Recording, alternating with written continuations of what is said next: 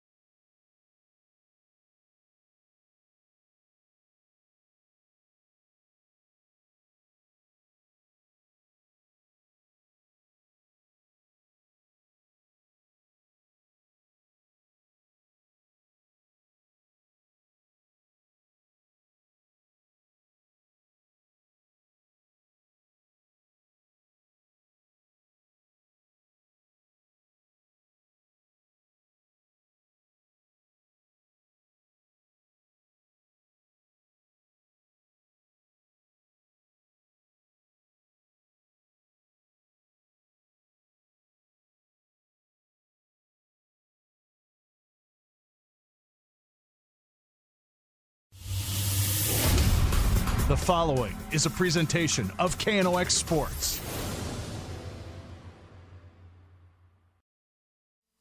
Ladies and gentlemen, as we welcome you to Cliff Cushman Field, my name is Adrian Cummings. You're watching KNOX TV, folks. This pregame show brought to you by True North Equipment and Signature Graphics and Apparel. Folks, again, like I mentioned, we welcome you to Cliff Cushman Field for an unseasonably warm late-season Eastern Dakota Conference boys soccer game. In front of us, we have the Grand Forks Central Knights playing host to the Davies Eagles of Fargo, which should be in a nice game, and we'll take a look as we get into our drive for the title a little bit later. These two teams in similar spots in the conference standings and kind of maybe have some similar strengths. A strong goalkeeper in the back they like to play with. I like to play a little bit more methodical type of soccer, not necessarily teams that are going to just constantly attack. We should be in for a treat of a game tonight, folks. Happy to have it for you. Like I mentioned, you're watching KNOX TV as part of our expanded coverage of the Grand Forks Public Schools sports. We're happy to bring you this soccer game on this fine Tuesday evening, the last day of September. Who would have thought? 85 degrees. I think the players will be taking water breaks throughout the game, but we will talk about that a little bit more. Folks, this broadcast brought to you by, of course, by our network sponsors as well. Rivard's Turf and Forage. Check out all of our specialized seeds at rivards.com, and Grand Trailer Sales. Trailer parts, sales, and service right in East Grand Forks, Minnesota, just north of Highway 2. Just right on the corner there as you're heading out of town in East Grand Forks. Grand Trailer Sales. I'd recommend anyone to stop by there. It's a little bit of a man mall, but there is a practical purpose as well. If you need a car hauler, if you need an enclosed trailer, if you need a dump trailer, pretty much whatever you need, they got it at Grand Trailer Sales. And not only that, but they also have the service that you need to get the things right. They have parts that you need on site, and they carry most major brands. So check out Grand Trailer Sales. Tonight on the camera, we have Cooper Fridgie. He's going to be taking care of our camera work in what kind of will be an interesting night. These two teams, like we had mentioned, are matched up kind of in the middle bottom part of the conference, but certainly a lot to play for as we get ready, as we get closer to the state tournament, rather. We'll take you through Grand Forks Central's last 5 results, and we'll do our drive for the title. Our drive for the title talks through standings and records of these teams. We'll see who else is in action tonight. We'll get to hear from one of our players. I believe that Ryan Cunningham caught Joe Clevin kind of be our player feature of the night. That's brought to you by Acme Tools. We'll talk through our keys to the game and our tools for the game. We got a whole lot for you in what will be a loaded pregame show, folks. We're just little over 20 minutes away from kickoff. I'll send you to our first break, and when we come back, we'll get into our pregame show. You're listening to KNOX. You're watching KNOX, excuse me. My name is Adrian Cummings. Happy to have you guys on the broadcast tonight. Whether it's a golf course, your lawn, a pasture on your farm, cover crop, or even a food plot to help you get that big buck, Rivard's Turf and Forage of Grand Forks has developed, mixed, and packaged the premium specialized seed you need for almost every application. Go to rivards.com. Rivals on the ice, united in the stands, and everyone's geared up from Jarrell Sports Center and Hockey World. Hockey gear, fan apparel, Nodak Pride, we've got it all and more. Locally owned, 1004 South Washington Street. Shop local, shop Jarrell's. Grand Trailer Sales in East Grand Forks is your go-to spot for enclosed utility, flatbed, and dump trailers in the Red River Valley. They have the biggest selection on hand of trailers with great pricing. If you're looking for parts, service, or simply to buy, GrandTrailersales.com. Signature Graphics in East Grand Forks is your one-stop shop for all your branding and design needs. From embroidery, vinyl wrapping, laser print, and more, fully customized from start to finish, all in-house. Signature Graphics. We craft your vision. You watch it come to life.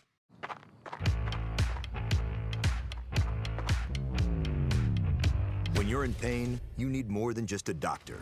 You need a problem solver. Count on All True Orthopedics and Sports Medicine and get back to what moves you. It's hard to explain what this feels like. We could try to put it into words, but nothing compares to experiencing it for yourself. You just have to get in the seat. Visit True North Equipment at any of our 10 locations or at www.truenorthequipment.com. Spray Advantage of Grand Forks carries everything you need for the chemical and fertilizer application on your farm. Pumps, tips, and tanks from 3 gallons all the way up to 10,000 gallons on hand. They can help with parts and accessories for the fertilizer and tillage equipment on your farm too. SprayAdvantage.com. Apex Apparel is your quick turnaround apparel and promotional item shop in Grand Forks. If you're looking for direct-to-garment printing, embroidery work, or a huge selection of promotional items, come to Apex Apparel, your locally owned, family-run, quick turnaround apparel shop in Grand Forks. The Ski and Bike Shop proudly supports our local high school athletes on the field, the court, and beyond. Just like sports, adventure starts with the right gear. The Ski and Bike Shop, where your next adventure begins. Folks, as we welcome you in to our True North Equipment and Signature Graphics and Apparel pregame show. True North Equipment, true to our values, driven by you. And Signature Graphics and Apparel, we craft your vision and you watch it come to life. Folks, we're going to move into our drive for the title. And drive for the title, of course, is our look at what the teams in the region are doing, how they're playing, who's up, who's down. We'll kind of just a general look around the conference. We'll also see who else is in action tonight in our drive for the title. We'll start, of course, at the top of the Eastern Dakota Conference. Fargo South putting together a very, very impressive season. They are 7 points clear of the next closest person on the table. They come in with a record of 8-1-2, so Fargo South likely to finish alone near the top, and quite a season they've had and quite a couple results they've had in the last few games. So Fargo South in front, probably going to stay in front.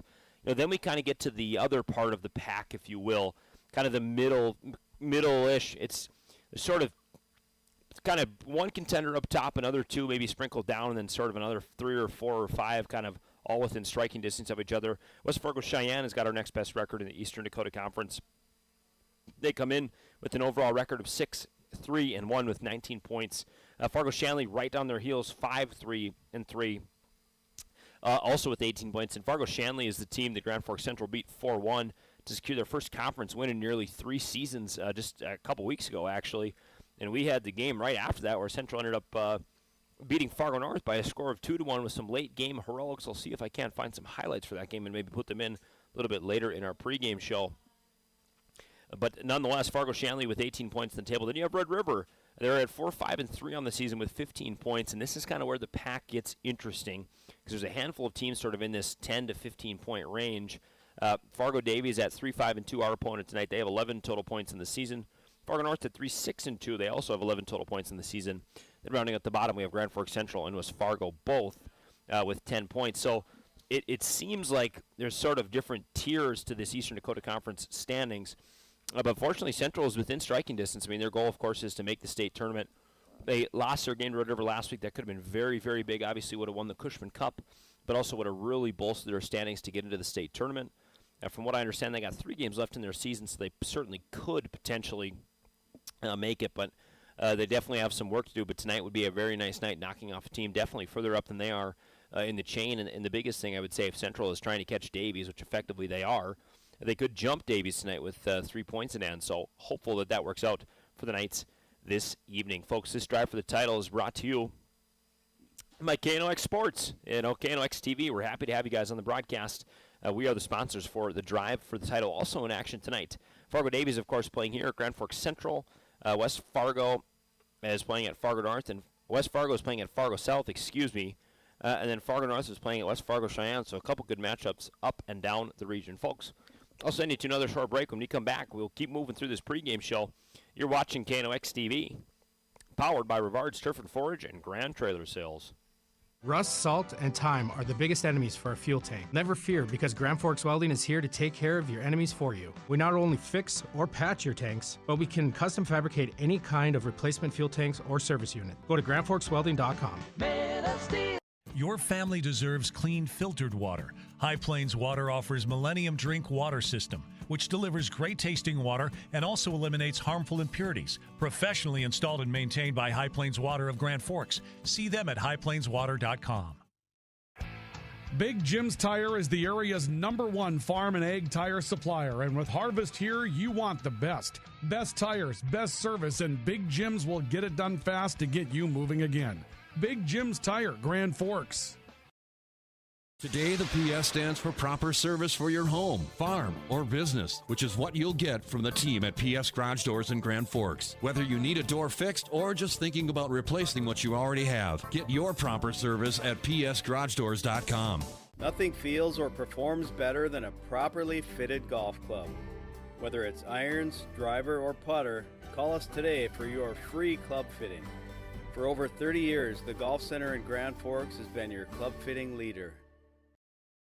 Pro Ag in Grand Forks and Grafton carries the equipment and parts on hand to make your farming operation run smooth. They carry all major brands like Honeybee, Alloway, Amity, Artex, Hardy, Capello, Monosem, Pickett, Wilrich, and Black Ace. So whether you're trading in, buying, or just need parts, go to ProAgEquip.com to see everything Pro Ag has to offer.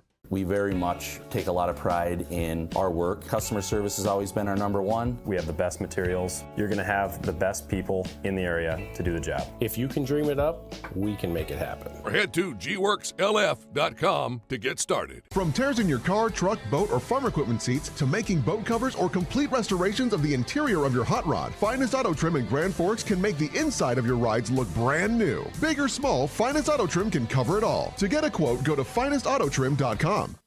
As we welcome you back to KNOX TV and the Rivards Turf and Forage Grand Trailer Sales Network. Rivards Turf and Forage, a specialized seed company in Grand Forks. Please visit us at rivards.com. Folks, I've got nothing but good things to say about Rivards. I've used them at my own house many, many times. Ross, Larry, and the whole crew over there. Anytime you come in, my specific example is I had some grass underneath my apple tree that just wasn't quite growing. So I walked in and talked to Ross for a couple minutes and I said, this is generally kind of the problems I'm having. This is about the sun that I get, and this is kind of what the rest of my grass looks like, not knowing what variations are what. But Ross was able to help me out quickly. They gave me some good seed at a really great price, and just like that, I was off to the races, and I've never had a problem since. So we encourage you to check out Rivards Turf and Forage. Not only do they do grass seed, but they do food plots, they do wild grass mixes, sunshade, anything that you name. Rivards Turf and Forage is truly personalized service on the north end of Grand Forks. As we roll on through this pregame show, folks, again, this pregame report brought to you by True North Equipment and Signature Graphics and Apparel. Let's next take a look at our player interview. This player spotlight, is brought to you by Acme Tools. Let's see if I can find it here on my our bar here. Acme Tools, your Kubota sales and service full-line dealer. Ryan Cunningham got a chance to catch up with Joe Coven. Let's see what he had to say. I'm sorry to interrupt you there. So does that mean that you get amped up? Did you guys talk about kind of taking this up to the next level? Yeah, we really do. We have 3 games left, and if we win the next 3, we'll finish with 19 points, which normally that's about the cutoff for state, so we'd be right in it. But if we drop any of these 3 games, then it's not looking good. All right. Well, back to the wall. We'll see if we can get it done here tonight. Joe, thanks a lot for joining us here today. Let's talk, first of all, I always like to ask our player spotlight guests about their early memories of soccer, how you got started in this game, and maybe a memory for when you were really young on how this thing went for you that kind of made you fall in love with the sport.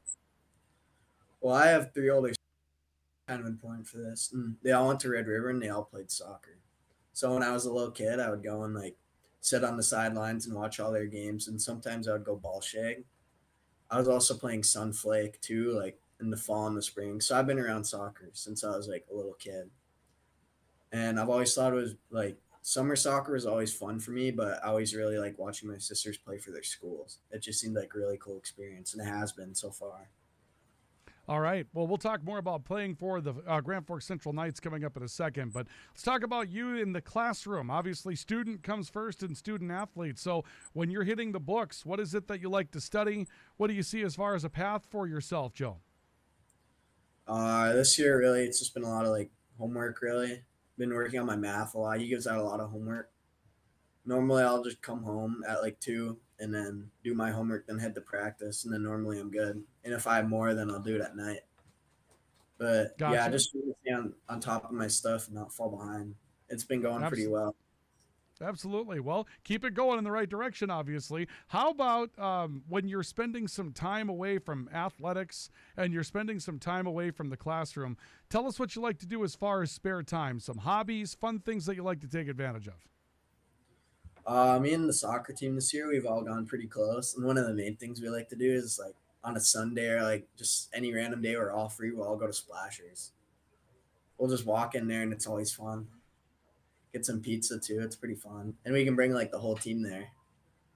So. Oh, that's an awesome idea. I like that. A lot of times people think that that's a place for, really young kids. And yet you guys are fitting in there at the lazy river and the slides and all of it, or are you just eating the pizza, Joe? I got to ask. No, we're definitely swimming. We'll all go down the slides and then, yeah, it's pretty fun. We'll get some pizza too. The hot tub's pretty fun.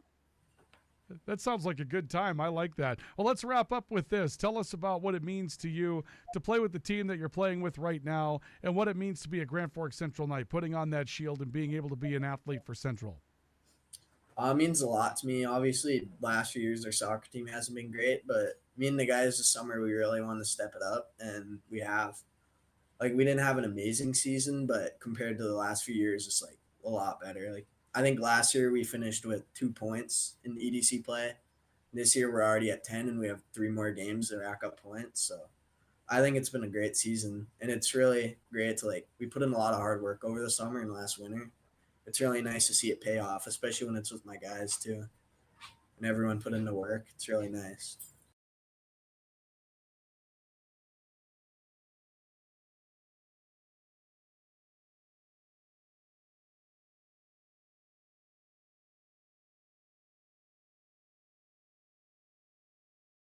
It takes attention to detail. With your local Bryant dealer, you're getting someone who pays attention to the little things that make a big difference.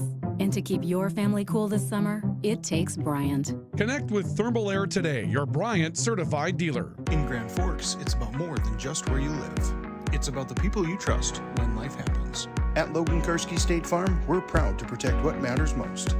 I'm Logan Karski with State Farm, and we'd be honored to be your good neighbor. When the lights go out, count on the pros. Bergstrom Electric in Grand Forks, the area's largest full-service electrical contractor. From commercial builds to homes, they're trusted for quality, safety, and award-winning work. Call today, 701-775-8890. When you need the right part for your pickup, head to Northwood or call Mike's Custom Truck. Amanda will drop ship any part you need. Turbos, upgraded fuel pumps, Edge products, and more. Mike's Custom Truck, 587-6335.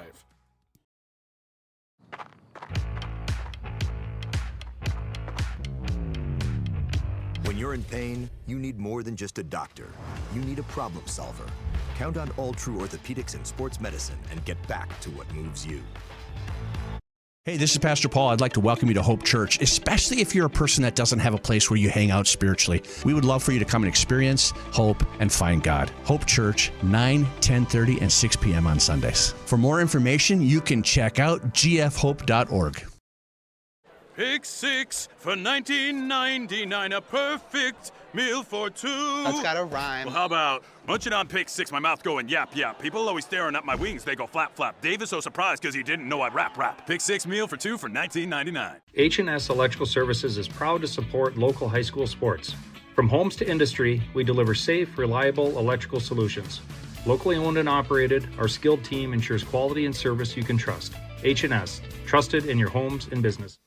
As we welcome him back into this pregame show, we're a little over 8 minutes getting closer to kickoff here. A beautiful night in Grand Forks. Like I said earlier, unseasonably warm. Nearly 85 degrees today in the end of September.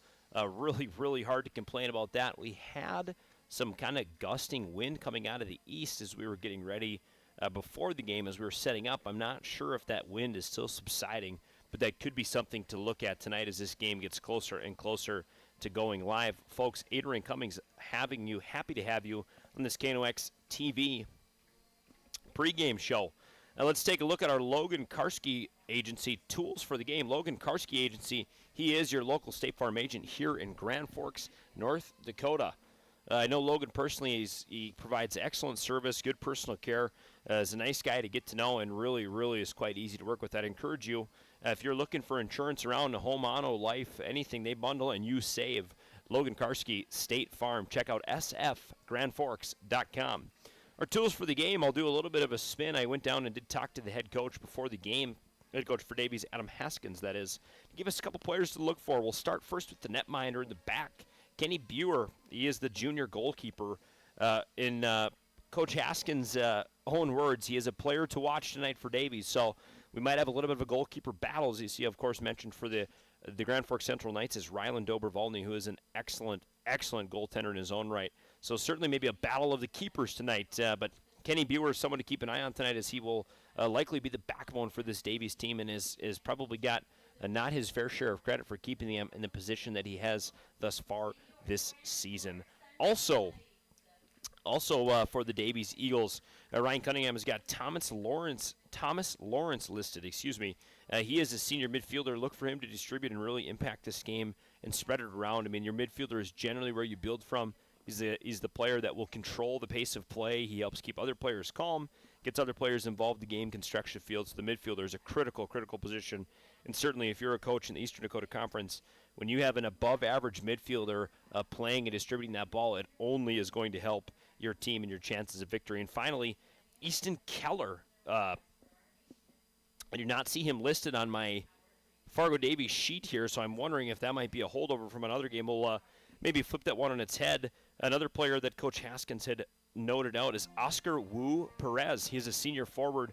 When we talk again about a midfielder being critical for distributing and kind of controlling the pace of a game, having a true attacking forward as they do at Oscar Wu Perez is certainly going to be an advantage tonight. This is a Central team that likes to defend, and they're not as strong up top. So I'd be very curious to see how he matches up. And when we talk about Grand Forks Central, a couple players that we just have to mention, of course, Brady Kirkby. He is a senior attacker, an outstanding soccer player. We got to watch him last week in that game against North. He just plays soccer the right way, is very aggressive, very good on the ball, very strong. And the thing is, he's decisive as well. He's not afraid to make a choice and stick with it. So Brady Kirkby going to be a huge piece. Another player that gets a nice mention here is Matthew Hodney. We saw Matt in that game against Fargo North come in kind of on some reserve duty, and he really took advantage of his opportunity. I think he ended up scoring the game-winning goal in that game. So Matt Hodney's look for him to be a threat up top for Central, and it's interesting. Cunningham has got two attacking starters listed, so I'd be curious to see if Central has not changed their tone. They're trying to play a little bit more aggressive soccer down the stretch here again as we close out this Eastern Dakota Conference season. And finally, the last player I've mentioned, Ryland Dobrovolny. We talked about him just a little bit, but Dobrovolny is going to be a massive, really source of strength for this team. You know in the back that you're going to get good play from your goaltender, and it kind of allows you to take some risks in other ways that you may not have before. So look for Ryland Dobrovolny, as always, to have an impact on this game.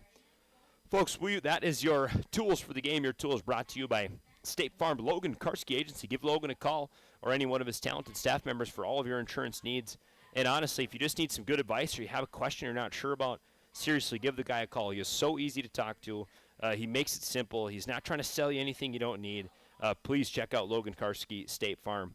And folks, we will roll right into our Jarrell Sports Keys to the Game. Stop in and see what's new for the season today at Jarrell's. Jarrell Sports, your local, your local not only hockey shop, but baseball. They got all sorts of athletic gear there. A lot of what they do, of course, is hockey, but they got athletic clothes, tennis shoes, tennis rackets. I did pick up one from Jarrell's, but I might have to bring it back because it's not made me any better. Not sure what the deal with that is, but please check out Jarrell's there, our sponsor, for our Keys to the Game.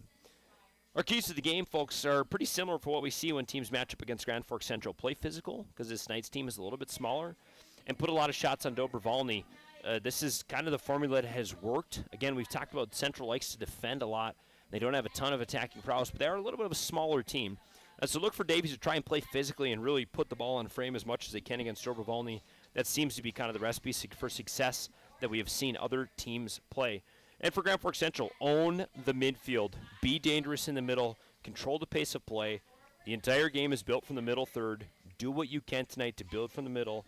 We'll talk about the night's starting 11. We'll talk about what their formation is going to be as we get into the early parts of this broadcast. But for the Knights, they need to focus tonight on owning the midfield. And finally, be dangerous with the ball. Like we talked about in our Karski keys to the game, or tools for the game, They have two attacking players listed. What that tells me is that Central wants to play aggressive. They want to get after the soccer ball, and they want to be dangerous and really push when they can.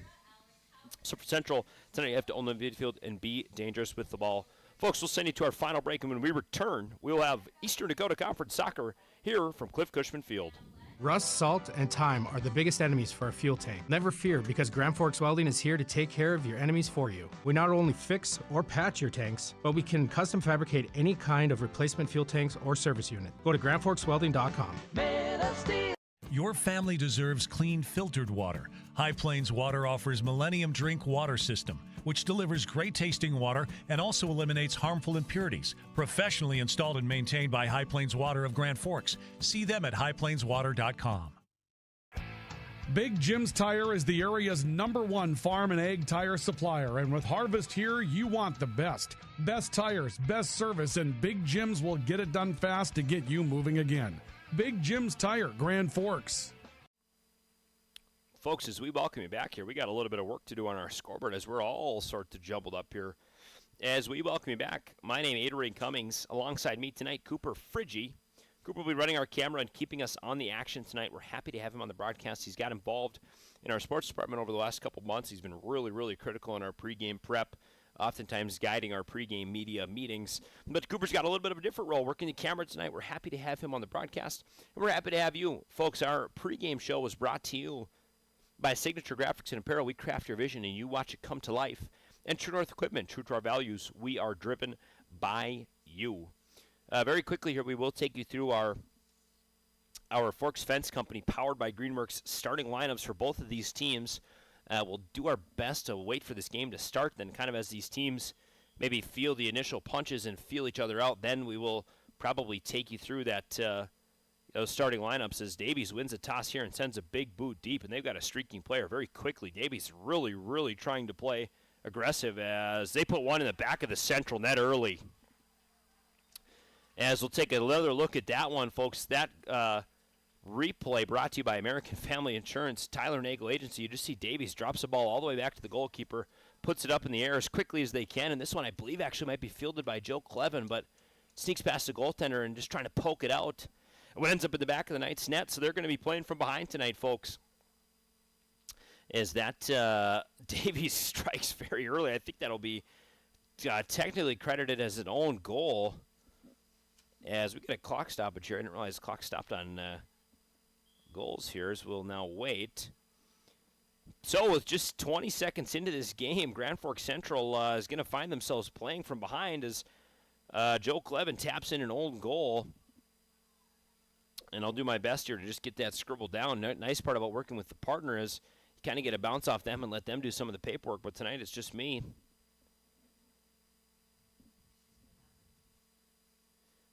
So Davies is going to pop out to a very, very quick 1-0 lead. And this can kind of be a scary sight for Central. As we've talked about kind of throughout the season, goal scoring has been hard to come by at times for them. And definitely it's infinitely harder to play from behind. I think that anyone would tell you that at any time, pretty much any sport, as Dobrovaldi's going to boot one very, very deep here. This one played off the head and tapped out by Felix Sanga.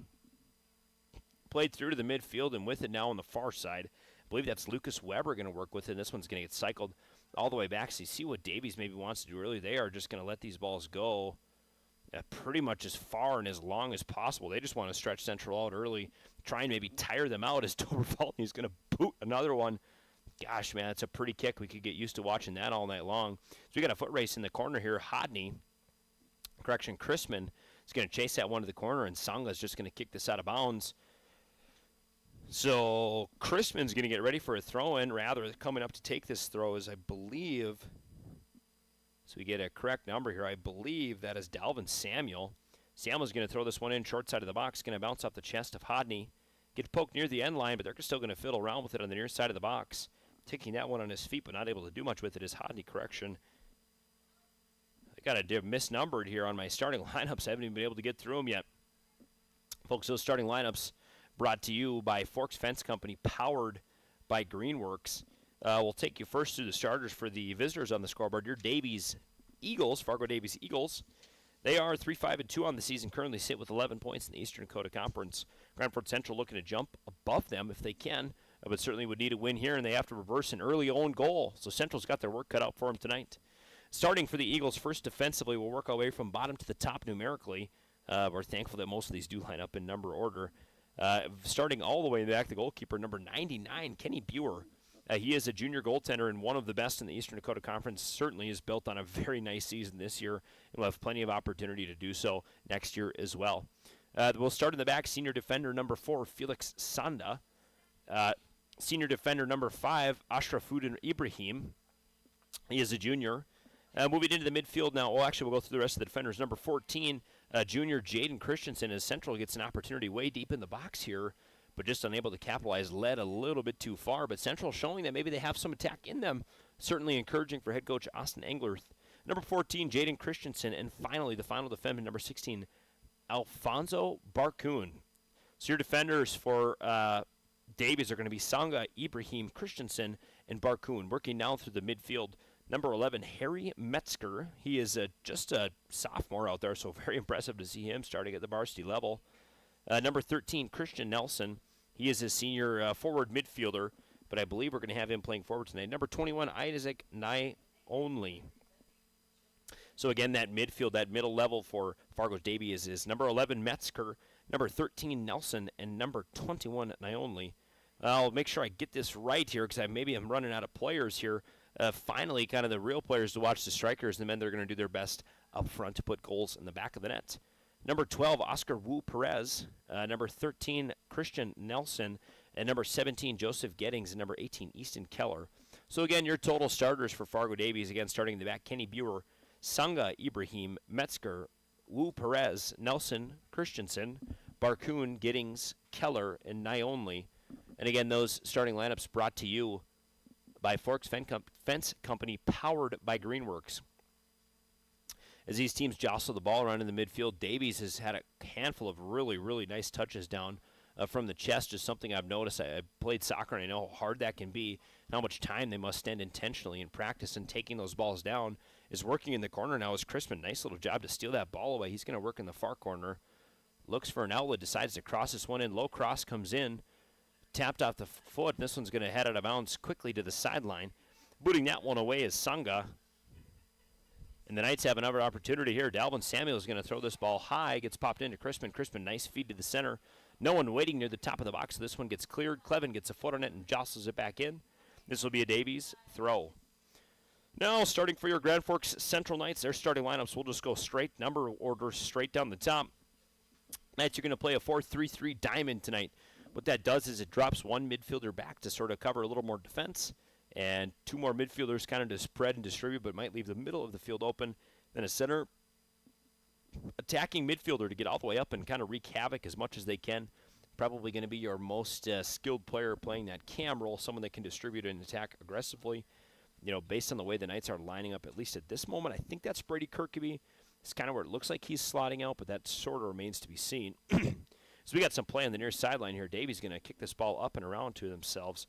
Oscar Wu Perez with it now. Really strong midfielder. Puts a long through ball. This one going to be hard on the ground. I think intended for Giddings, but it's going to slide away. So Dobrovolny will have a chance at another long goal kick. For the Knights, number 0, Rylan Dobrovolny. He's going to get the nod and back as he has for the majority of the last 2 years. Dobrovolny, an excellent soccer player in his own right. An all-conference selection, and certainly just an absolute beast back there for the Knights, and they're very, very lucky to have him. Moving forward, number 2, Bryce Corinta, the sophomore. Number 3, McCain Kendall, the senior. Number 4, Grant Harrison, the junior. Number 5, Joe Clevin, the junior. Number 6, Sam Christman, the senior. Keep an eye on Sam tonight, as we will be calling his name a lot. Number 8, Zachariah El-Shami, the junior. Number 11, Matthew Hodney, the junior. Hodney's had a very nice last couple of weeks. We expect him to continue to be an impact player. As you see him here with the ball, he's going to try and distribute this one out. But does get a foul called, so the Knights will get a free kick here. Dobrovolny to strut up. Number 11, Matthew Hodney, the junior. Number 14, Brady Kirkeby, the senior. Number 18, Dalvin Samuel, the junior. And finally, number 25, Lucas Weber, just a freshman. So for your Grand Forks Central Knights, that is Dobrovolny, Corinta, Kendall, Harrison, Clevin, Crispin, El-Shami, Hodney, Kirkeby, Samuel, and Weber. The starting lineups are brought to you by Forks Fence Company, who are powered by Greenworks Landscape and Fence. Grand Forks is #1 fencing company, so feel free to check out either of those teams. They're the same company. Greenworks is a nice shot, comes in. That one from the far side, I believe that was Lucas Weber. Left-footed, puts a nice ball in there. But the Knights unable to capitalize early. They've put on some nice pressure in the first 8 minutes of the soccer game, but unfortunately, that own goal just 20 seconds in is really going to change the dynamic of this game. The Knights pretty much have to play attacking soccer as they probably wanted to anyways, but now their work is really cut out for them as they have no choice but to attack. Essentially, they're down on the scoreboard early. Goals can be hard to come by in this Eastern Dakota Conference season, and especially with a nice goaltender in the back like Kenny Buer, doesn't make it any easier for the Knights to capitalize on their opportunities. So we'll see what they can do this evening. Dobrovolny set to boot this one from the kind of the right on the edge of the defensive third and the middle third there, as this one's going to nearly touch down first by the box. It's going to be headed by Sanga, but dropped back in by a Grand Forks Central Knight. They're going to trade headers here, but working in the corner with it is Kendall. Kendall is going to work on the sideline there, and as he wins that ball back, he's looking to go quickly. Unable to get it. We'll see if the Knights get a second opinion on the throw. So it gets cycled into Lucas Weber. He's playing a left back role, but he will release a lot tonight. I look for him to get up and involved in the action as the Knights hold on to this throw again. Weber, quite impressive just for even for just a freshman starting and playing in this game. He's certainly got a very, very bright future in Eastern Dakota Conference soccer, and the Knights look for him to be a piece to really build around the next few years. You know, being around this Knights soccer team, there's a lot that goes on in the summer. There's a lot of team tournaments that are played. There's a lot of, so we get a shove in the back here trying to track this ball. This Davies is very content in just booting this ball out of bounds as basically as many times as they can. As Central is maybe going to go for a little bit of a longer throw. They're going to opt for Kirkeby, probably one of their bigger arms, to try and take this ball and throw it in. He just goes low corner to Weber. Weber's going to finally, this one, oh, never mind, that one will stay with the Knights here. Central struggling to get any action off this throw-in. They finally do go a long box, going to be shouldered up by Songa. They're still going to battle around for it here. Davies really not afraid to use that header. As looking to take this one down is Harrison, but he does not. Now we'll see some speed from Davies working very quickly on the outside. Little chip pass forward. Wu Perez nearly put that one back in, but he is fouled. So we'll get a Davies free kick just barely into the central half. You saw the wheels there of Joseph Giddings kind of just starting to turn and get into motion. Giddings certainly probably played on a couple through balls tonight. So that is something that we'll have to watch as we get a clock stoppage.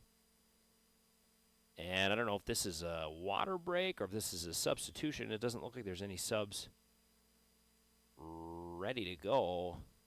And it is a substitution. So coming in for Davies, number 10, one of our players to watch, Malad Hamidzada. This is a player that Coach Haskins told us to keep an eye out. Tonight is certainly he will get his opportunities to play. They said when he is in, he is really, really quite a stunner of a player, but it's just when he gets in.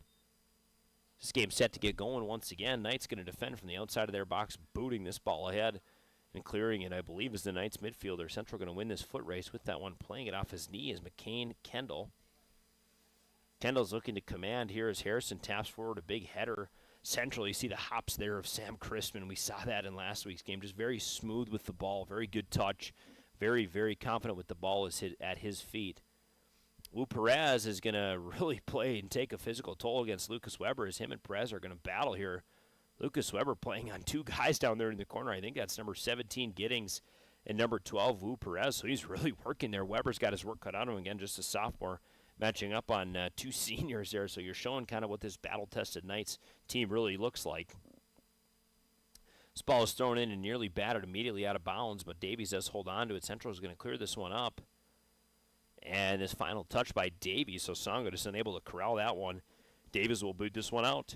Central to throw now deep from their attacking third, or defending third, rather. Davies going to swing the ball here. Giddings going to look to play underneath, but he gets dispossessed by Salat or El Shami, I believe. That's El Shami in the midfield. Nice midfield play by him as this ball is going to get swung all the way to the far side. That's Naoli. He's kind of the guy that will be maybe credited with that Davies goal, as he's the one that put the shot in before Klevin kind of just looked to deflect that ball out. Outside of the footwear comes in from Harry Metzger, but goes nowhere. Dobrovolny, as all black kit, scoops it up and gets ready to punt this one away for the Knights.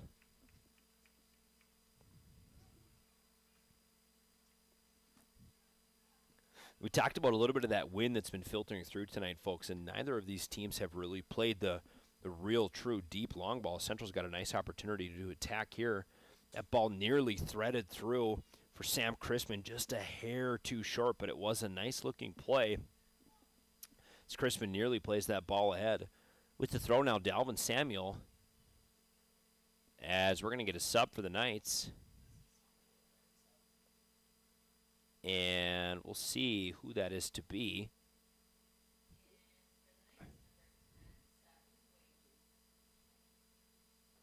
That is number 10, Safi Wegu. As he will slide into what looks like a midfield role for the Knights, trying to keep track of everyone that gets into this game. Sam Crispin with it in the corner now. This one's going to be cleared by Davies, but a nice step and just shuffle out of bounds quickly.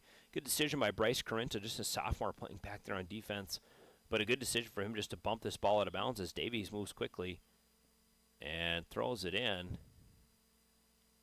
Get some kind of stoppage here. Not sure what they thought. Maybe he threw it in from too far away. We get a sub again. I believe these teams will take water breaks tonight, folks, which is not what we typically see in soccer, but kind of with the conditions, I think over a certain amount of temperature, they do have to stop and at least get water. I believe it's once every half, so look for that. A little bit of a different wrinkle we don't generally see. This night's program this year, folks, has experienced some relative success like they have not had in the last couple of years, which has been really encouraging to see and kind of fun, obviously, for these players, of course, as you see Crispin in the midfield here looking to distribute. And he's just going to boot this one forward. Hodney's going to maybe get into a foot race for it. This ball kind of awkwardly taken down by Davies. We'll give Central an opportunity to throw Dalvin Samuel. If he works quickly, he's got El Shami all alone in the box. If he works quickly, he does not, and he waits a second. This ball is going to go low corner, going to be intended for Brady Kirkby, but he's just unable to get a foot on it there. So Samuel's throw kind of goes late into a little bit of a different spot. You know, we see on some of those set pieces, they can look a little bit different, but that one I'm not sure if it necessarily panned out like intended.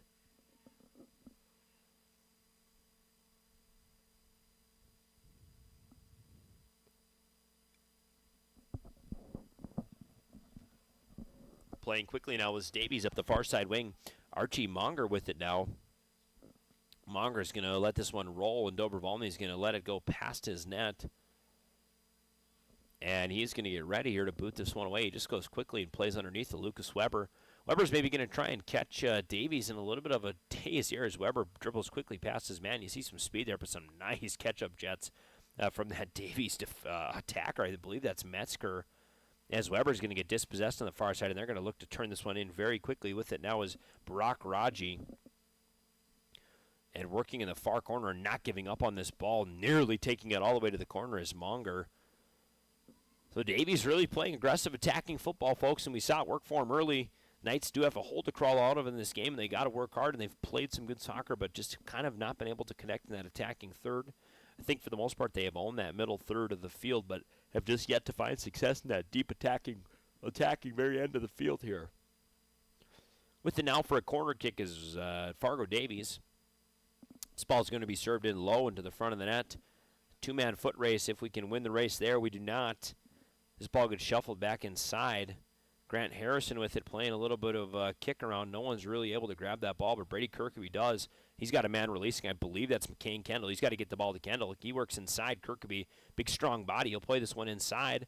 It's going to come up and underneath, but just unable to make it all the way over to Chrisman. Central still got attackers up if they work quickly, as you see some hustle from Weber there to touch this ball on the outside. Weber's going to just dot this one up the line. This one will be served back in, but Joe Clevin's going to bounce it to the middle. With it now on the near side is Monger. Monger's going to play this one up through the midfield. Nice ball there. Harry Metzger gets it, but decides to play back. We'll see if Davies will slow this one down. The tempo is noticeably increased here. This ball is going to end up on the feet of Sam Chrisman, now entering the attacking third. Chrisman, not sure what the plan was there, if he was trying to play that ball up to Kirkby or what that might be, but Chrisman, I don't think that ball ended up exactly where he thought it would. Coming in with the hard foul there, and we're going to get a clock stoppage. I'm surprised we're stopping the clock for a yellow card. But Lucas Weber's got to come off for a second there as he takes a nice physical yellow card right near midfield. Not sure if it was necessary unless you're trying to maybe set the tone. Not out of the question either for this Austin Englerth coached Grand Forks Central Knights team. Head coach Englerth in his third season at the helm of the Knights, his 11th season on staff. So certainly he is no stranger to Grand Forks Central Knights soccer and how they want to play. But definitely this team has shown improvements this year, like we're talking about. They won their first two pair of conference games, well, their first single conference game, and then they turned it into a pair against wins against Shanley and Fargo North. As we saw, Shanley is near the top of the table as a long free kick is going to come in. This one's going to be headed backwards, actually, and still the chance is going to be there for Davies. Songa with it on the near side here. Central might be home free as El Shami is going to get underneath that ball, but Central does maybe still have a chance in the attacking end here. As that ball is shuffled out of bounds off target. Knights team winning 2 conference games, it doesn't seem like a lot, folks, but for this Grand Forks Central team that has had very minimal success the last few years, it's a great improvement for them. And on top of that, they've won a couple non-conference games, East Grand Forks, Crookston, etc. So they put together a nice streak of wins in the middle of this season for their players. But they're showing that maybe they're building towards the future. Obviously, a big question mark for this team next year is Ryland Dobrovolny. We don't know what that's going to look like for the Knights without Dobrovolny, but we do know that they have been able to at least find a couple small victories this season, and I think for Coach Englerth, he'd be the first one to admit that you have to take them when they come because you don't know for this Knights team when that next conference win is on its way. But Central has showed improvement. I mean, even in this game, they come down early, and they've been attacking fairly well. This is now going to be Davies' second real set-piece corner kick. And Central did a nice job of defending the first one and clearing it quickly, and they're going to have to do the same here. That first cross was played low box about hip height, which is really tough to get a foot on. A lot of times we'll see him come in high. You're kind of aiming about 6 feet away from the back post and as high as you can, as for like a header or something reasonable. This ball is going to be kicked to the far corner, but still going to be touched up. Trying to serve that one in, but not getting it really anywhere is number 21, Nyolny. This ball is going to pop out of bounds and might go up into the stands of Cliff Cushman Field here. The Central just clears for a throw, and Songa with it now in the corner.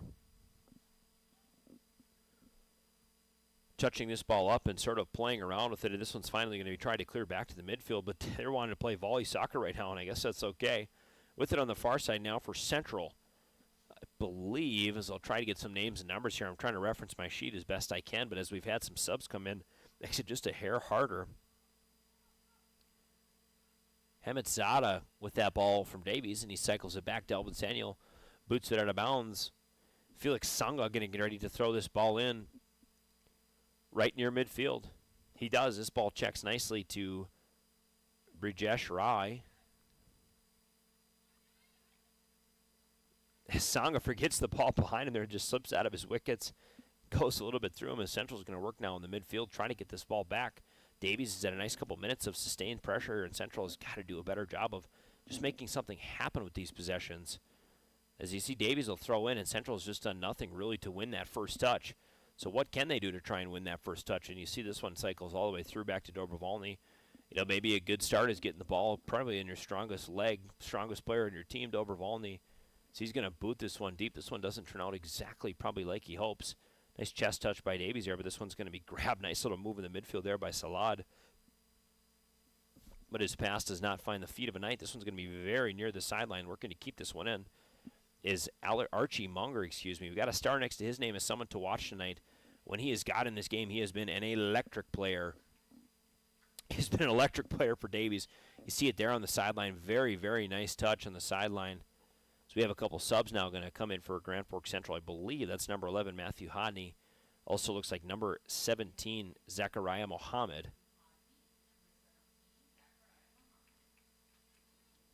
Central gets ready for that throw-in from the near side here. Just a quarter through this game. They trail 1-0 in this soccer game, but certainly not out of the water as they've had a lot of their quality opportunities, and they've had some chances to get some attacking pressure on this game. We just need to turn that into shots on frame. Unintentional handball here in the midfield by Mohammed, so maybe not the way that he wanted to start.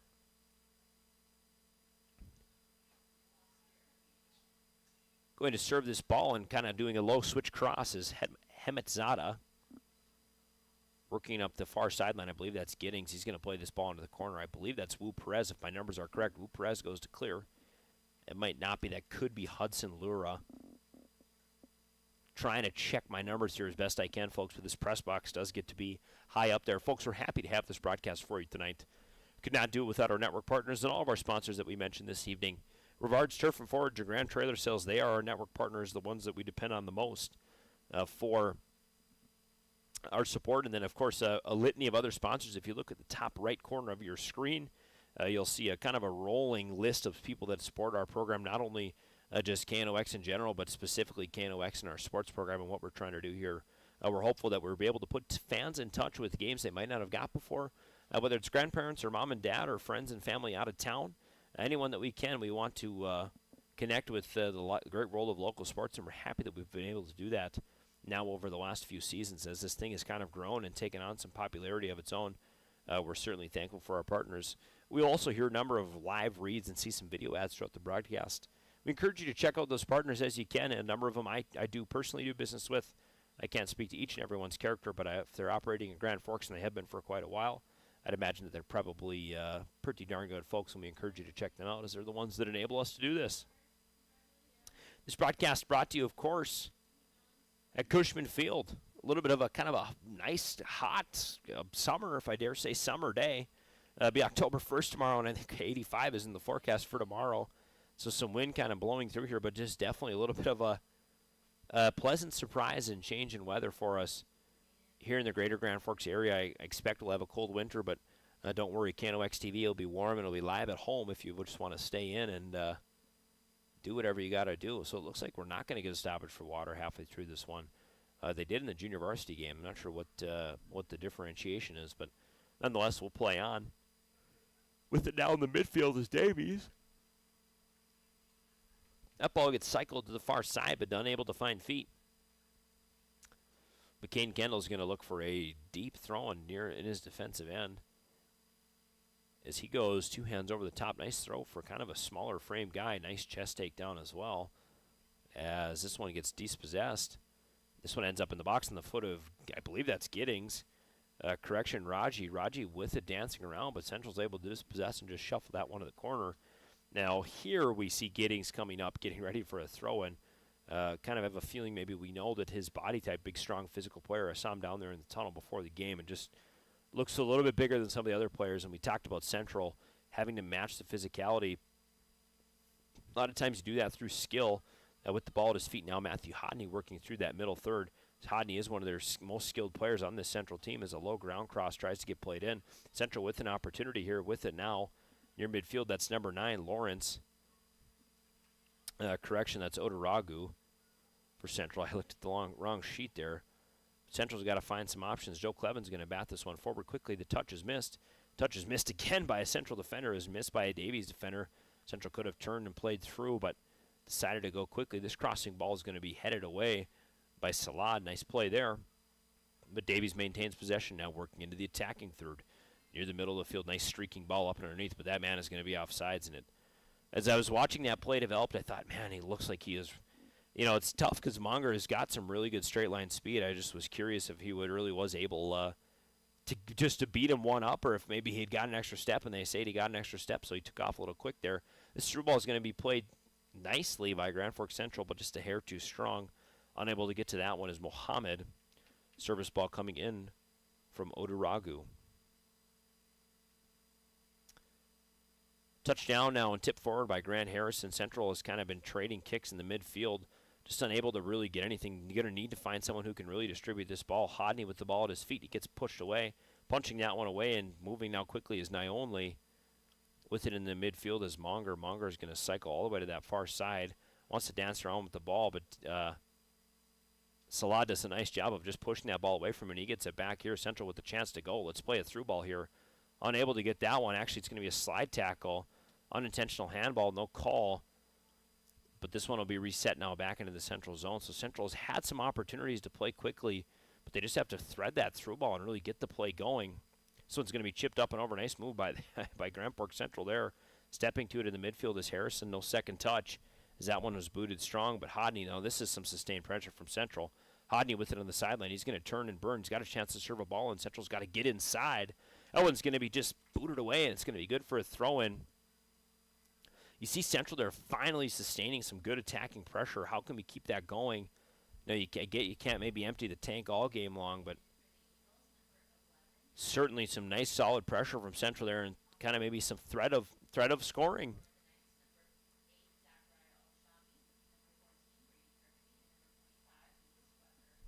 And that's what we would classically call attacking football, when you just really want to be up on top of the ball and playing as best you can. As we see this kind of awkward throw-in come in again. This one's going to be touched down by Harrison. Tipped out, and Central going to maybe try and win the foot race to this ball. They do. This one's going to be booted around quite a bit.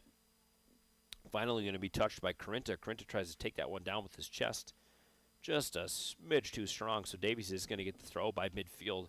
So Central's opportunity in deep. No set pieces yet, no corner kicks yet, but a couple throw-ins deep for Central, and just had a hard time really connecting on those. With it now is Abood. Moving this one forward is Central. Hodney plays that one up. This one's going to get booted all the way to the far sideline. Nice switch by Davies, just moving that ball clear across the field. Working up the sideline on the far side is Laura. Laura's going to play this ball in, but just unable to corral it and come down with it is Raji. As Central's going to look to distribute here. Monger with it now. He kind of won that race inside as he gets some physical play. That one from Dalvin Samuel, they're going to play on. Maybe look like a pair of slightly enhanced falls, a little bit of physicality. You see Central wanting to play physical and maybe picking on a smaller player in Monger, who just is not, he's got a small frame. He's a quick and shifty player, but Monger plays a little bit physical on Dalvin Samuel, and then Samuel plays physical on Monger. It's a little bit of back and forth for the Knights here as kind of this game has started to settle into what I think we're going to expect. Corinthians tries to clear this ball, but no good. Davies' defender gets on top of it. Grant Harrison goes to touch that one, but it does escape it and stays a stretch ahead. No Sam Crispin in this game right now for Grand Forks Central. I'll be curious if that's something for us to watch on later. Crispin, of course, an integral part of this Central team, one of their best players, if not their best player. I'm not sure what happened to him, but I'm guessing that he will check back into this game as it looks like he's on that far sideline again, if my eyes don't deceive me. Central going to wait for a throw-in from the far corner. Playing on their heels a little bit. They had a really nice stretch of attacking football in the middle of this first half here, but they're certainly going to need it as they're down 1-0 early to Davies. If we could wipe off the first 30 seconds of this game, this would be a 0-0 soccer game in which Central largely has won for the way that they've played. Davies has had a couple nice set pieces, and that's really been it, but Central, for the majority of this game, has controlled the pace defensively as Davies puts a really nice run forward here. Nice build. Just unable to do anything with it. Hodney goes to clear. His low clearance doesn't end up anywhere. With it now is Aboud. Aboud outside the box. He's going to rip a low ball. Dobrovolny's going to get to it. He's going to jostle for this one. And a nice save for Dobrovolny there. Does a good job protecting that ball as he, I believe, will notch his first or second save of the evening. So he's not seen a lot of action back there. Central has held up quite well defensively. With it in the midfield now is Crispin going to try and flip ahead to Kirkeby, but that one just a little bit off. Dalvin Samuel is going to head this one forward as we're going to trade some headers in the midfield. This one going to be tipped forward. Nice through ball play. Joe Clevens going to play that ball pretty accurately to Kirkeby. They're kind of just going to trade the ball around here. McCain Kendall nearly gets a foot on it. Nice low, hard pass from Davies there. Little Rabona kick, chip forward from Lucas Weber. Weber's going to cut back and catch his man releasing on the outside. Excellent play if it works out, and it does. Very nice play for Grand Forks Central here as they're going to build in a foot race on that far side as Joseph Giddings, though he is impossible to beat in a foot race, folks. As you see him working on that far side, man, he is quick. So Central with some nice building there, and again, we're talking about attacking football, playing promising soccer, but just not quite getting it all the way there, maybe missing that last piece. Really what they need in this 4-3-3 diamond formation is their attacking midfielder to kind of come alive and sort of be that attacking midfielder, someone that could command and distribute the ball. A couple times Central has had, A couple times Central has had some nice builds. They've kind of lacked that real tactical passing piece. It's just kind of been what's fallen to them, and I'd like to see them take that next step if they can. Harrison boots the goal kick to the far sideline. This one's going to be thrown in. Building with it now is Davies. Not sure a number there, but up underneath for Grand Forks Central, I believe that is Alshami. Alshami's going to play this ball forward and through. This ball is going to be chipped up, but likely will come to rest in the hands of the goalkeeper. Buer has not had a ton of action tonight, and probably, Davies, I would say, probably thankfully has not really sent much his way. Central, rather, has not sent much his way, and Davies is probably quite thankful for it. As the less your goaltender is being tested, probably the better your team is playing. Just, it's a general rule of thumb. Near the midfield now, is it with it is Davies. Central playing aggressive football, trying to get this ball back. I really like that. Nice little threaded through ball comes through for Davies, though this one ends up on the feet of Keller. Keller gets dispossessed and pushed away from that ball. As with it now in the midfield is Richard King for Fargo Davies, and I'll have to say that Davies has done an excellent job. I think they've played quite literally every single player that they have on this roster. So it's been really hard to keep up with for one sports announcer, but really nice for these players to get a chance to develop and play different kinds of football in different kinds of position. This ball is going to be headed out, incidentally, by Dalvin Samuel. So Grand Forks Central is going to be, again, playing on their heels in their defensive third. I talked about, I think Central's had some nicer attacking pressure at times, but I think it'd be fair to say that Davies has had more sustained pressure, especially in the last 25 minutes or so in this soccer match. I mean, they've done really well. Central kind of had nice pressure in that middle attacking third, and then kind of at the end here, Davies has started to answer the bell. Central's going to pop away with this one. Hodney's going to play this one up and through the midfield. Kirkaby will give pursuit, but will be unable to catch. As Christian Nelson's going to cycle this one to the far side. Now with it is El-Shami. Central with a chance to go. El-Shami can't get past the first guy, but he's got a chance again with it. Weber's going to touch this one to the inside decisive player. But again, just kind of a problem midfielder. I believe that's Alfonso Barcoon. He's just been a little bit of a problem for Central. It's kind of been a sticky wicket for them, just been unable to get it to him. As Hodney tries to defend nicely, but it does get beat. This ball is going to be cycled. Low ground ball played by Davies. Lucas Weber with it at his feet now. The thing about Weber and the way he plays is that he's not looking just to release immediately. He will play slowly and kind of be decisive with that ball. It's a nice move is put on by Davies, touching this one inside and working well into the box. And an excellent goal from Fargo Davies there. Solo performance, that one done all alone by Naolny, a player to watch on this evening. Folks, and we'll take another look at that one, brought to you courtesy of American Family Insurance, Tyler Nagel Agency. Wow, you see on the far side there, Naolny just gets to dancing. He puts Grant Harrison on his feet, and Joe Clevin puts a nice crossing move. Low ball that I think gets tipped by someone there as it pops up, I think, on Dobrovolny, but nonetheless, Naolny with a very, very nice ball there to make this game 2-0 in favor of Davies. So he puts a very beautiful individual effort in the net. He took that one from nearly the 20-yard line, so about 12 yards out from the 18-yard box, and puts that one in, and Central really has got some work to do here. You know, I would say it would be reasonable to expect that a goal like that would maybe come, maybe not to necessarily that skill level, but a goal like that would maybe come eventually for Davies. But when you put yourself in the hole early, it kind of changes the what you're required to do on the way out. Kirkaby with it now in the midfield and pushing this ball very quickly as Hedmanzada. He's going to boot that ball up, and Central's going to have to try and get this thing through the midfield, and this has been really a sticking point as Davies has really dominated the center part of this field. Low shot comes in on Dobrovolny. He scoops that one up easily, looks for him to boot it away. He may decide to roll. He does decide to boot, and that one is a massive kick. That ball touched down at the 35-yard line, so a big boot from Dobrovolny there. Sam Chrisman now with it on the near side, working off the edge. And Dalvin Samuel, let's play quickly here, as we're going to get a stoppage in play for what looks like a Central substitute. Oh, we got a clock operator that our clock is about 1 minute behind here, I believe.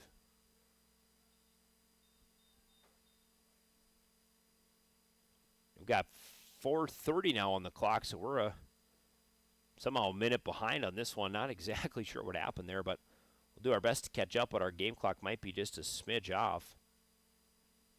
So we might get a correction from the far side judge there. 5:30, okay. Well, I guess we were right, folks, but we'll get caught up here. Dalvin Samuel, I thought he was just waiting to maybe put this ball in, but it's a little bit of a scoreboard adjustment. This ball gets tapped out of bounds, and Central's got about 5.5 minutes here. It'd be excellent for them. You don't need to get it all in the next 5 minutes, but it'd be awesome if Central could find a score here before the half and really pull some momentum into the locker room. They will start with the ball in the second half. Not that it means a ton, but we did see what Davies did, and they ended up with a goal early. So perhaps it could be nice for Central. McKean Kendall goes to challenge this ball. Gets booted up high and quickly. Dalvin Samuel is going to take it now. Samuel going to get ready and throw this one into Kirkaby. Kirkaby's going to head this one inside now. With it is Kendall. Kendall back with it, but kind of gets beat up and underneath. Two-handed shove there comes in from Aboud. You just can't do that. Aboud trying to win the ball, and we got to maybe get a chance to see Central with one of their first real opportunities at a set piece in this game. With it now, Dobrovolny, kind of the big leg for Central. So we'll see what he wants to do. We're going to get some kind of central set piece here. Kind of maybe a good attacking opportunity for the Knights. One of their first real bona fide opportunities of the half. Dobrovolny not going to call for his 10, but is required to back that ball up just 1 yard. Davies will send 2 men on the line, holding the line somewhere near that 15-yard mark. Dobrovolny is going to boot this ball up and in. This one might go on frame. That one nearly does. It will go down as a shot on frame, but a nice play from Dobrovolny. Delvin Samuel's got to look to maybe play this ball as he's got a chance on it. Samuel's got to win this ball underneath. Takes a nice elbow and a shoulder from the back, and this one will be a card. Rightfully so. Easton Keller is going to get a yellow card there. He just lowered his shoulder into the back of Samuel. Might get another chance at what looks like potentially another central set piece. As you see, maybe Sam Chrisman giving some taps and a couple shoulder bumps to Song. I'm guessing a lot of these players played together in the summer.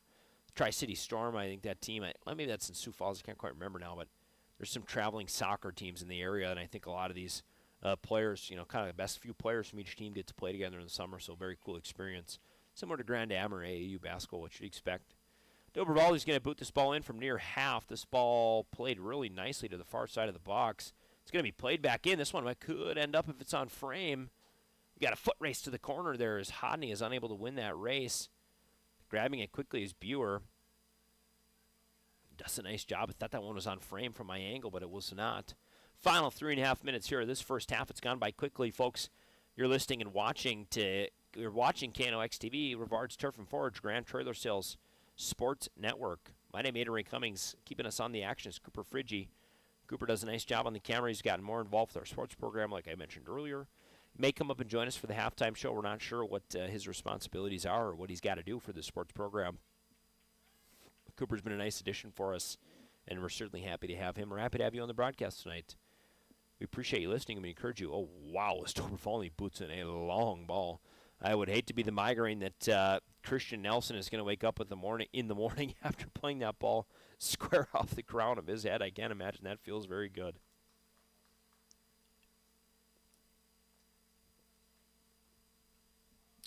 Rolling along quite well here, folks. Second half set to be packed with action as Grand Forks Central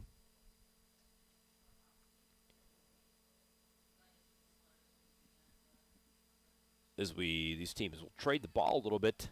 Delvin Samuel gets this one near midfield. He's got to do a better job of getting to that ball as Samuel's going to potentially draw the card there, and he does.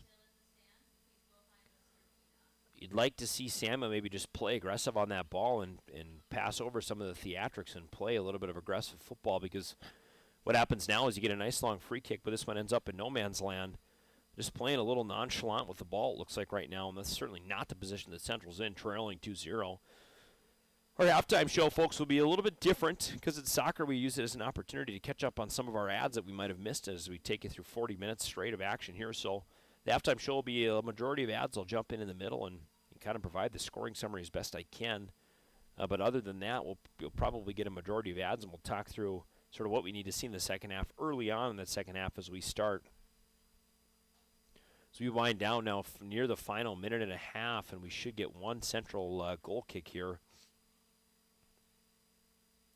Central looking to find something in the dying minutes of this first half here in this game against Fargo Davies. A long boot is going to come in and head straight for the sidelines there from Dobrovolny. It's not quite played on his target as we are now just 1 minute remaining in this first half. 1 minute remaining, Davies popped out to a 2-0 lead. They started early with 20 seconds on the clock, putting in that own goal. That ended up really kind of just catching Central off guard, caught them on their heels early. Kleben just kind of has an errant ball, and that one ends up in the back of his own strings. So Central has got some work to do from there, and then we saw a very, very nice individual effort from Isaac Nyolny. So as we have maybe another dying chance here for Davies, putting the gas on and trying to get to that ball. This one should be a corner kick as Archie Monger. They're going to have to move quickly. They're going to say that one's a goal kick, so Central may be lucked out there with what comes from that ball. One last final through ball here for Central is going to be booted up by Davies and just try and kill as much time as possible. 10 seconds remain.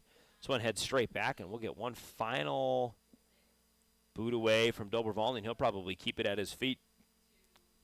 Folks, we'll take another look at that replay of that excellent Isaac Nione goal as you see him on the far side there, just moving with this ball and dancing all over the field. You see him just slip a low one underneath. Dobrovolny jumps, and that ball just doesn't quite go where he thinks it does. And that's kind of our biggest play of note in this game, folks. So at halftime, your Knights trail this one by a score of 2-0. Send you to a quick break. When we come back, we will talk through a tiny bit of our half-game show. But again, we'll send you a majority of ads as we're going to try and get caught up a little bit here. And then we will be ready for the second half, live from Cushman Field. Central's trails 2-0. You're watching KNOX Sports.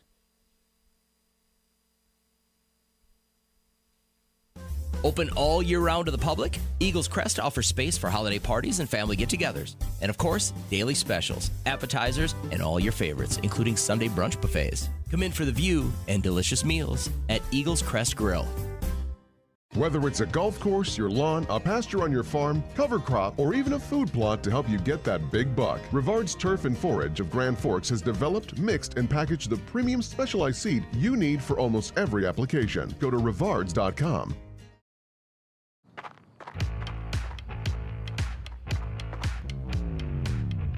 When you're in pain, you need more than just a doctor. You need a problem solver. Count on All True Orthopedics and Sports Medicine and get back to what moves you. Open all year round to the public, Eagles Crest offers space for holiday parties and family get-togethers. And of course, daily specials, appetizers, and all your favorites, including Sunday brunch buffets. Come in for the view and delicious meals at Eagles Crest Grill. Grand Trailer Sales in East Grand Forks is your go-to spot for enclosed utility, flatbed, and dump trailers in the Red River Valley. They have the biggest selection on hand of trailers with great pricing. If you're looking for parts, service, or simply to buy, GrandTrailersSales.com.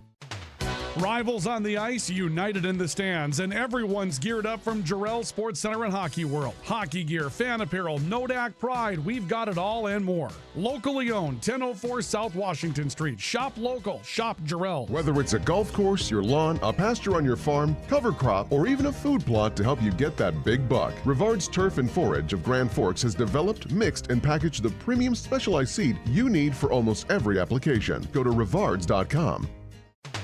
Rivals on the ice, united in the stands, and everyone's geared up from Jarrell Sports Center and Hockey World. Hockey gear, fan apparel, Nodak Pride, we've got it all and more. Locally owned, 1004 South Washington Street. Shop local, shop Jarrell's. Grand Trailer Sales in East Grand Forks is your go-to spot for enclosed utility, flatbed, and dump trailers in the Red River Valley. They have the biggest selection on hand of trailers with great pricing. If you're looking for parts, service, or simply to buy, GrandTrailersSales.com. Signature Graphics in East Grand Forks is your one-stop shop for all your branding and design needs. From embroidery, vinyl wrapping, laser print, and more fully customized from start to finish, all in-house. Signature Graphics, we craft your vision, you watch it come to life.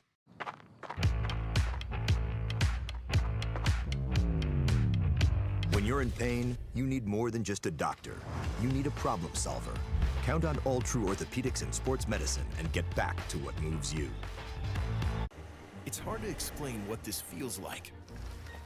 We could try to put it into words, but nothing compares to experiencing it for yourself. You just have to get in the seat. Visit True North Equipment at any of our 10 locations or at www.truenorthequipment.com. Spray Advantage of Grand Forks carries everything you need for the chemical and fertilizer application on your farm. Pumps, tips, and tanks from 3 gallons all the way up to 10,000 gallons on hand. They can help with parts and accessories for the fertilizer and tillage equipment on your farm too. SprayAdvantage.com. Apex Apparel is your quick turnaround apparel and promotional item shop in Grand Forks. If you're looking for direct-to-garment printing, embroidery work, or a huge selection of promotional items, come to Apex Apparel, your locally owned, family-run, quick turnaround apparel shop in Grand Forks. The Ski and Bike Shop proudly supports our local high school athletes on the field, the court, and beyond. Just like sports, adventure starts with the right gear. The Ski and Bike Shop, where your next adventure begins. Folks, as we welcome you into this halftime show, this abbreviated halftime show is going to be brought to you by Grand Forks Welding and Machine and High Plains Water, your home's clear choice for awesome water. Again, folks, this halftime show is going to be very brief for you. Again, we're going to try and catch up on some of our ad breaks, so we will talk through some of these halftime elements in our regular kind of second half of the broadcast. But again, we want to give good mention to Grand Forks Welding and Machine and High Plains Water, folks. Whoopsies there. We'll try and my gosh, I'm getting all over the place here as we in this halftime show. My apologies. The score is not loading on that scoreboard. Not sure what's happening there, but we should be able to get that fixed for you. Folks, we're going to take a look at our two big highlights from the beginning half of this game, and we'll start with the first goal on the scoreboard, that early attacking that you saw from Fargo Davies. And also in set number 3. Oh, I'm not getting this to load correctly, folks. I'm sorry. I'm all over the place here. I might have to abandon my plan and showing you the highlight reel. I was just not able to get that to load in. My apologies. I'm all over the place here. I'm scrambling. Probably my worst Grand Forks Welding and Machine and High Plains Water halftime show to date. Folks, we will take another look at that very, very nice goal scored to you by Isaac Nyolny, as you see it here. Nyolny just with a very excellent play, puts some moves on Grant Harrison out there, breaks into the box, steps inside, cuts towards the middle with that little back cut, and then just pops that one forward. An excellent individual effort for him. And really, for a Davies team that has had some success this season, certainly this game going to be one of their best. 2 quick goals they put on the scoreboard. They put 2 goals on the scoreboard in the first half, and Central's got a big hold to dig out of as we get into the second half, folks. When I come back to this broadcast, I'll talk through what I think these teams need to do to stay in it and how we keep this one competitive rolling down the stretch. Folks, we'll send you to break. When we come back, we'll have soccer for you here, Cliff Cushman Field. Rust, salt, and time are the biggest enemies for a fuel tank. Never fear, because Grand Forks Welding is here to take care of your enemies for you. We not only fix or patch your tanks, but we can custom fabricate any kind of replacement fuel tanks or service unit. Go to grandforkswelding.com. Your family deserves clean, filtered water. High Plains Water offers Millennium Drink Water System, which delivers great-tasting water and also eliminates harmful impurities. Professionally installed and maintained by High Plains Water of Grand Forks. See them at highplainswater.com. Big Jim's Tire is the area's #1 farm and ag tire supplier, and with harvest here, you want the best. Best tires, best service, and Big Jim's will get it done fast to get you moving again. Big Jim's Tire. Today, the PS stands for proper service for your home, farm, or business, which is what you'll get from the team at PS Garage Doors in Grand Forks. Whether you need a door fixed or just thinking about replacing what you already have, get your proper service at psgaragedoors.com. Nothing feels or performs better than a properly fitted golf club. Whether it's irons, driver, or putter, call us today for your free club fitting. For over 30 years, the Golf Center in Grand Forks has been your club fitting leader. Pro Ag in Grand Forks and Grafton carries the equipment and parts on hand to make your farming operation run smooth. They carry all major brands like Honeybee, Alloway, Amity, Artex, Hardy, Capello, Monosem, Pickett, Wilrich, and Black Ace. So whether you're trading in, buying, or just need parts, go to ProAgEquip.com to see everything Pro Ag has to offer. We very much take a lot of pride in our work. Customer service has always been our #1. We have the best materials. You're going to have the best people in the area to do the job. If you can dream it up, we can make it happen. Or head to gworkslf.com to get started. From tears in your car, truck, boat, or farm equipment seats to making boat covers or complete restorations of the interior of your hot rod, Finest Auto Trim in Grand Forks can make the inside of your rides look brand new. Big or small, Finest Auto Trim can cover it all. To get a quote, go to Finest Auto. When you simplify, you have more time for life. Simplify your life with Hugo's Family Marketplace. No time to run to the grocery store? Hugo's can help. Just click on GoHugos.com and place your order online. We'll fill your order, and you can either pick it up curbside or have it delivered to your home or business. It's really that easy. Just go to GoHugos.com for all the details. More low prices, more great stuff when you go to Hugo's. Thief River Glass handles it all. Aluminum storefronts, auto glass, windows, shower enclosures, and more. Just like our athletes, we're built for every season. No job is too big or too small. Call 218-681-1333 for year-round dependable service. When you're looking for a change of pace, a change of routine, or a change of scenery, we'll help you find what's next. Berkshire Hathaway Home Services. For you. Ready to launch your future? At Northland Community and Technical College, opportunity starts here. Train for high-demand technical and skilled trades or start with an affordable Associates of Arts degree and transfer with ease. Visit northlandcollege.edu. The the Kubota BX Series, rated #1 in durability and owner experience. Talk to your Kubota dealer to schedule a demo. For expert sales and service, visit Acme Equipment or online at Acme. It takes attention to detail. With your local Bryant dealer, you're getting someone who pays attention to the little things that make a big difference. And to keep your family cool this summer, it takes Bryant. Connect with Thermal Air today, your Bryant certified dealer. In Grand Forks, it's about more than just where you live. It's about the people you trust when life happens. At Logan Karski State Farm, we're proud to protect what matters most. I'm Logan Karski with State Farm, and we'd be honored to be your good neighbor. When the lights go out, count on the pros. Bergstrom Electric in Grand Forks, the area's largest full-service electrical contractor. From commercial builds to homes, they're trusted for quality, safety, and award-winning work. Call today, 701-775-8897. Folks, as we welcome you back into what should be a nice second half of soccer, we got to get our scoreboard a little adjusted. My apologies. Is not expecting that. Some of our elements maybe ended up in a different spot than we thought they would be.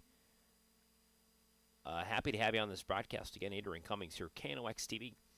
Not much of a halftime show to speak of, but kind of the great part about soccer is we get a lot of opportunities to talk to you throughout the game.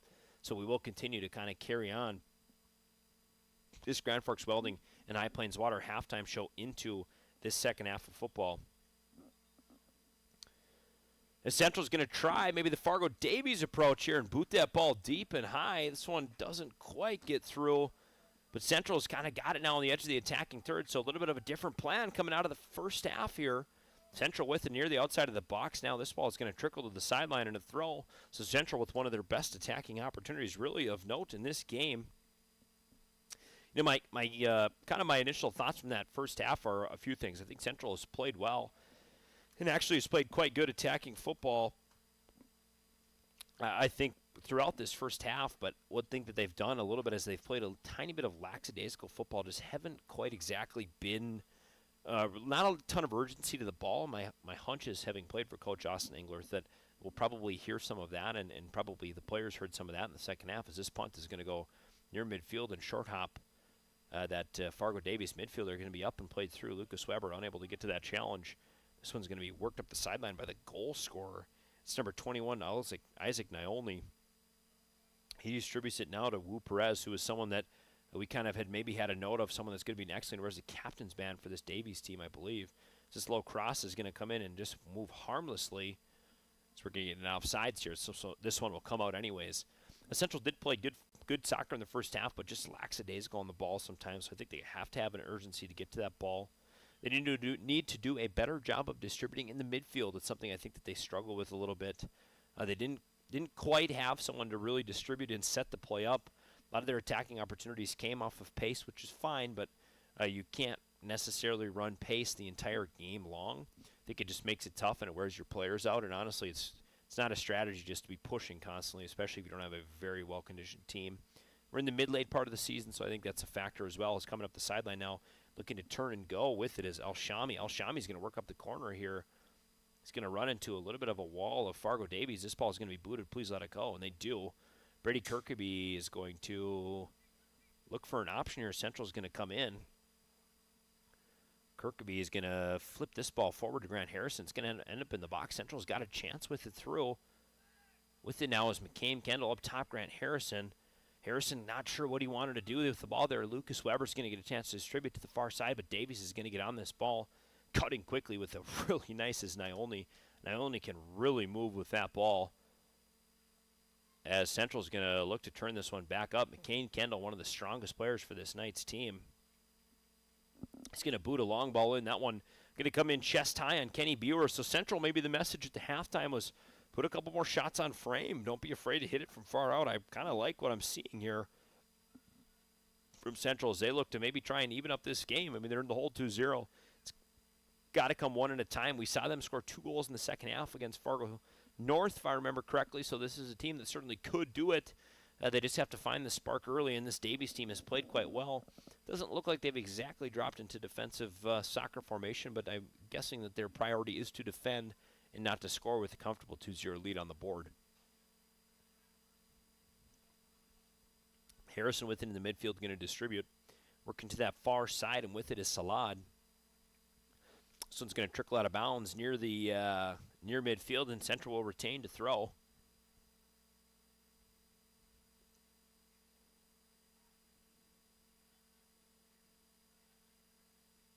With it now through the midfield, playing and touching this one down is Lucas Weber. Weber's got some quick feet, and if he can distribute this ball, he's got a good option. He's got a nice out, and Kendall here, this one going to be played just a hair too far ahead. It's on the foot of Kendall. He's got a nice shot. It is an opportunity to wear one from about 30 or so yards out. And I'm not opposed to Central taking advantage of some of those long opportunities and really just letting the ball boot. Why not at least try it?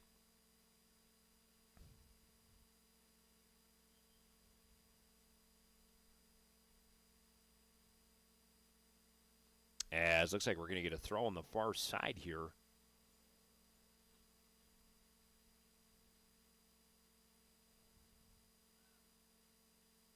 This one's going to be played now deep in the box. Davies with an opportunity, low cross. This one's going to come in, but blocked. Dobrovolny goes down.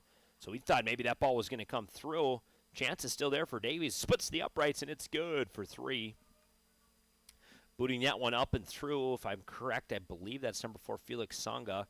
Correction, that's number 6, Richard King.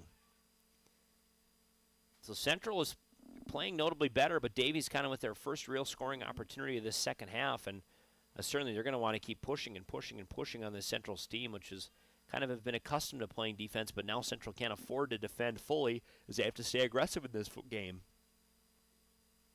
This ball is going to be crossed through by Wu Perez. Up and down, a man outside the box. I believe that's Monger. Monger, where hopefully he'll have a speedy recovery. It looks like he went down with a painful shin injury, but he does pop back up. Thankfully, he is safe. With it in the midfield now and playing a very nice outside of the football. That one, I mean, Central's just challenging clean on this ball, and for some reason that's going to come in as a penalty, as at least a free kick there. So Felix Sanga will draw the free kick. I looked like it was clean on the ball to me, but must defer to the man in yellow standing all the way down on this pitch. As Davies now will put this ball in. Looks like they're going to be about 10 or so yards out of that box on the left side. Wu Perez now going to step up to this ball and address it. This ball going to come in low. Nice low kick through.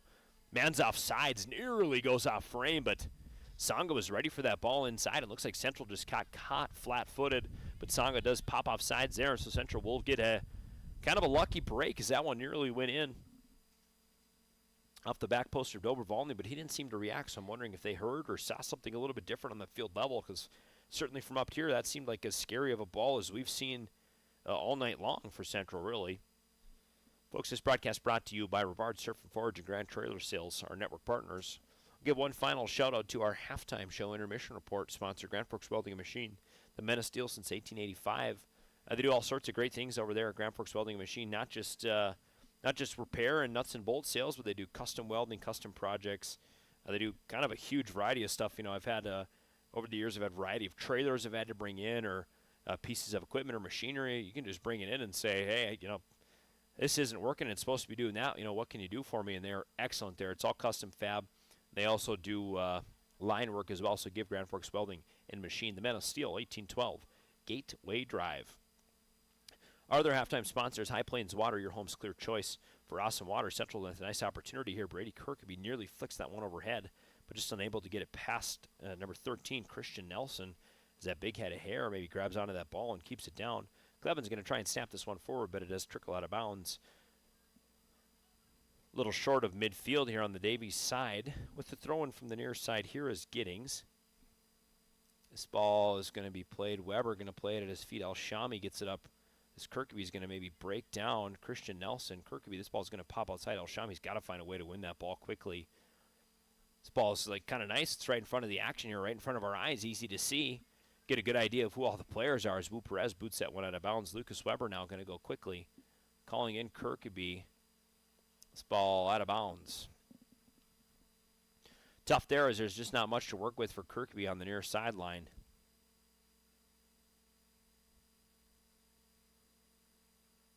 And we wait for the throw.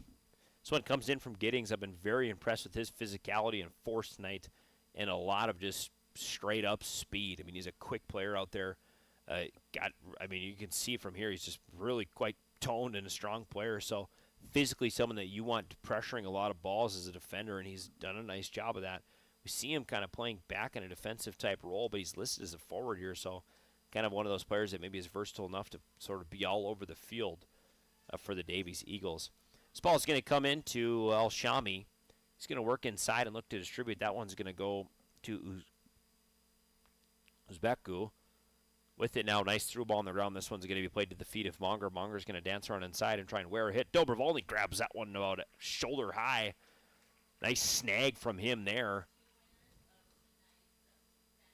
As Dobrovolny boots this ball well overhead, Central's got to give chase, and they're just not going to have a man fast enough. It's one of the biggest boots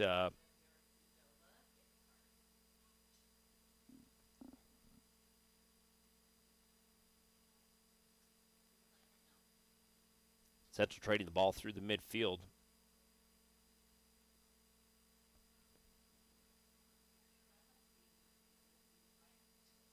This ball's going to trickle out now in the corner, and I believe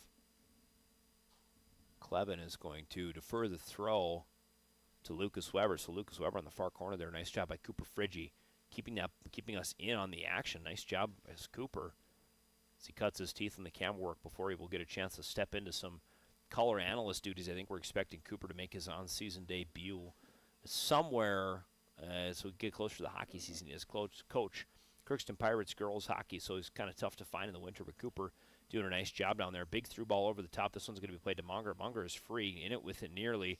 He's going to dance, probably going to try and wear this one as he goes to the ground in the box. Again, we're wishing him a speedy recovery. Seems like no one was really around him. He just sort of went to his rear, but hopefully he's okay as this ball is going to trickle out and be good for a goal kick for Central.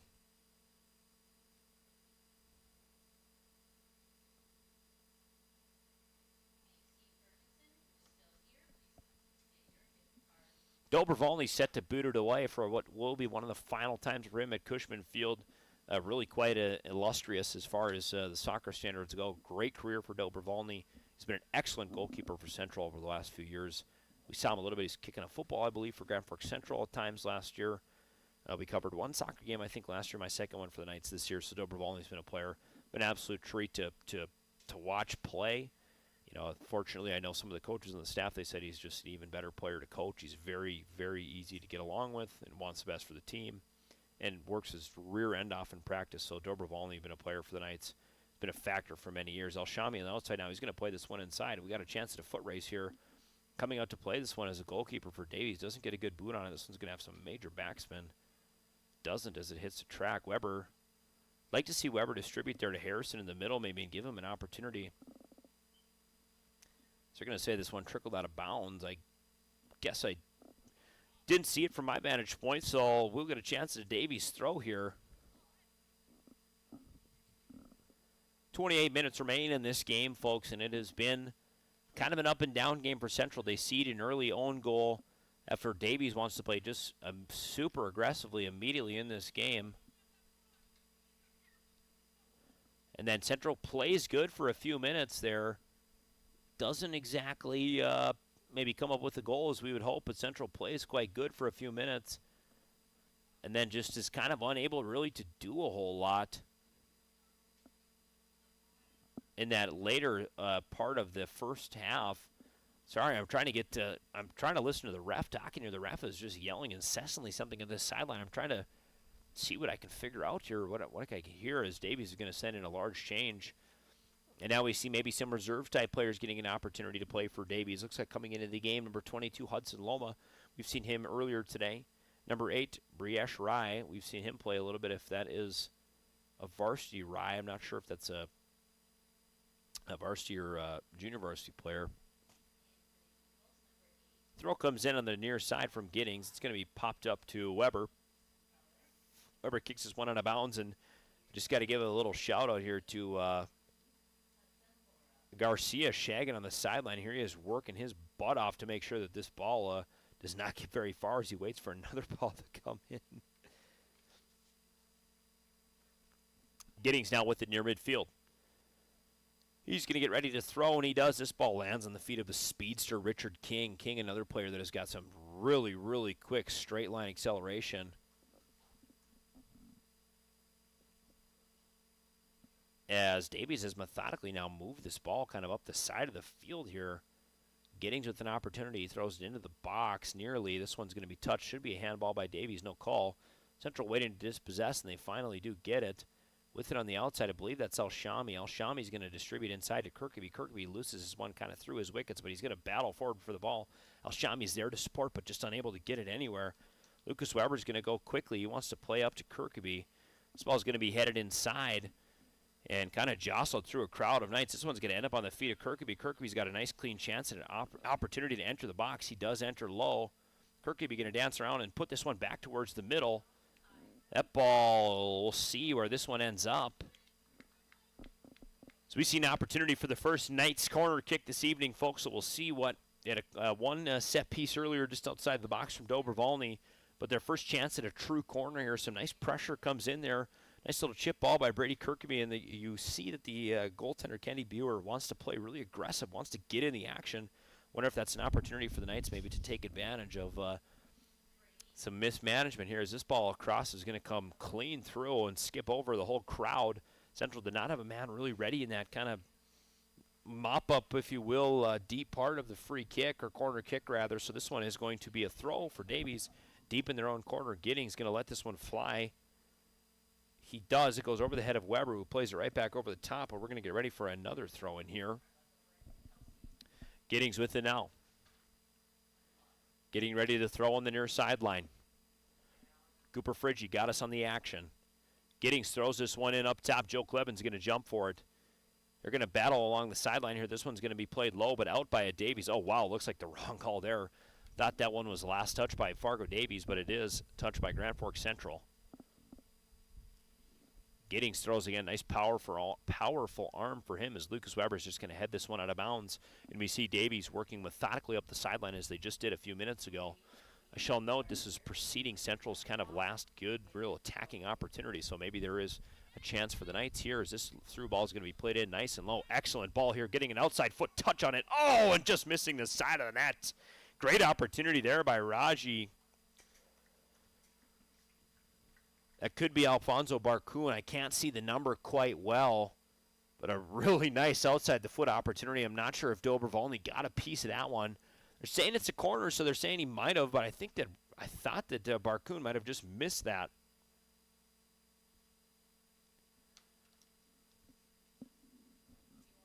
We'll see here now. Davies set it back up. Going to be serving this corner is Naomi, the goal scorer here for Davies. Davies going to play deep in the box, as they want this ball to go deep, and this was a very excellent service ball, and that ball is going to be just booted and going to trickle out of bounds. That is Giddings, the man we've called a lot on the free kicks, and I complimented just kind of what I see as his raw athleticism, as we've kind of seen that pop out in this game. As we'll see here now, the goal kick going to come in from Dobrovolny.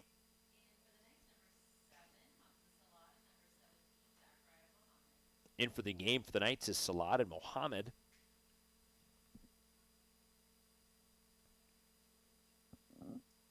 This ball coming up the far sideline now. Playing with it quickly is Salad. I've been really impressed with his spot duty that we've seen him this season.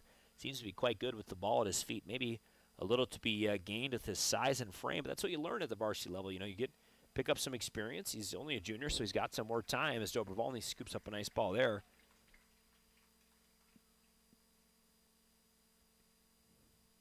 As Dobrovolny's going to boot this ball, and we saw this happen before. Central didn't have anyone back to really sprint for this one, but busting for that ball and nearly getting there is Salad. So Central maybe could play a hair lower, or a hair deeper rather, on some of these Dobrovolny free kicks, but I'm sure Davies is going to do their best to hold them on sides as deep as they can, as obviously Davies doesn't want to give anything up overhead either. Harrison plays low to Weber. Weber just unable to really corral that ball. Harrison with another opportunity cycles this one back towards the middle.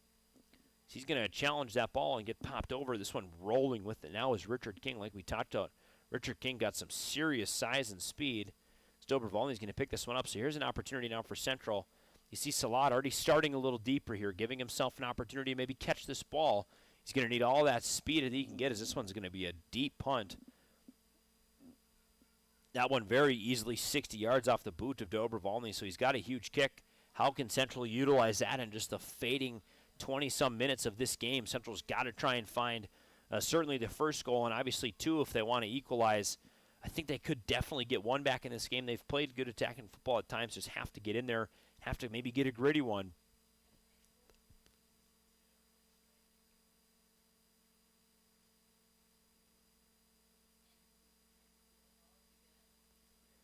Ball in on the far side now.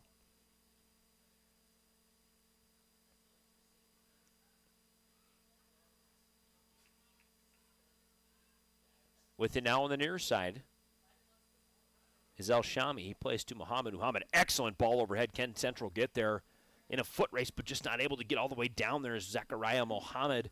That was a really, really nice ball by Salad. Might have mistaken and said El Shami there. Really nice little leading ball, but just unable to get all the way up there.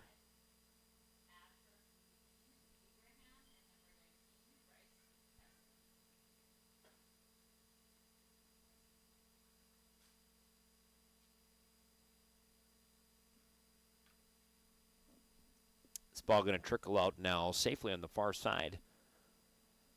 Final 20 minutes of play here at from Cliff Cushman Field. Grand Forks Central looking for a deep rally here as we're going to get,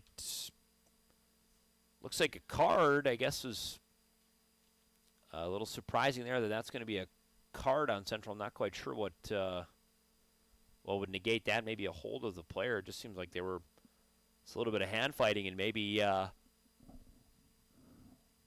McCain Kendall grabbed on. But nonetheless, we play on.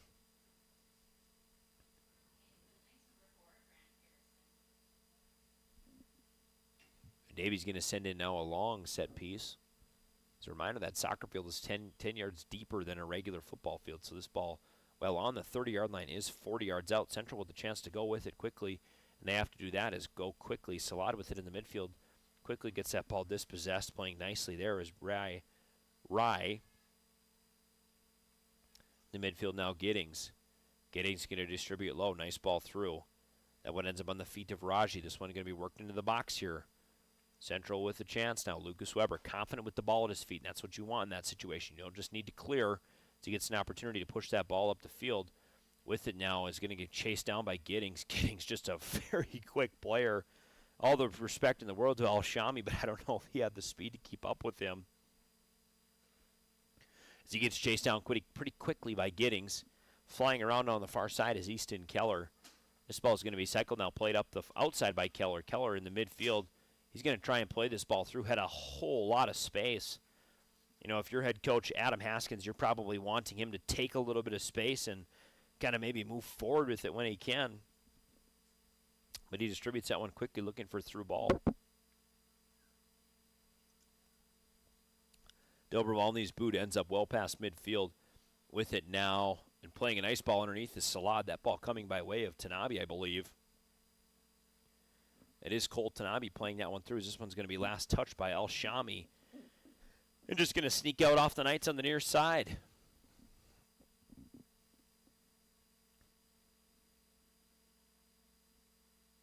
We talked about it in our Jarrell Sports and Hockey World keys to the game, but Central needing to play physical tonight. They have struggled at times to play physical soccer. Just not quite getting what they needed kind of out of their front couple. And for Central, unfortunately, their best skill players are a little bit smaller framed, which is nice. It can lead to speed, but you see it there. Like Giddings brings a hard challenge in on Slot, and he kind of just gets knocked down. And I think that makes it tough for Grand Forks Central as we get foul here in the midfield. And we get a clock stoppage.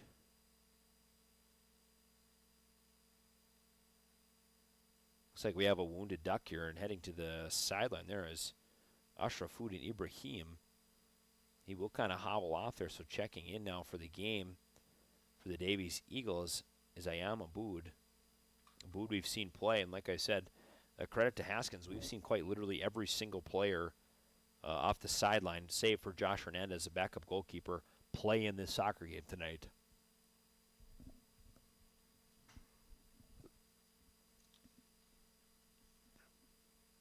Substitutions finish, and we'll get a clock restart here, I believe.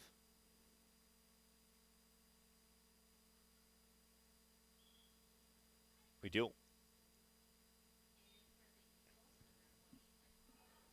Quick ball over the top there, and a nice scoring and attacking opportunity.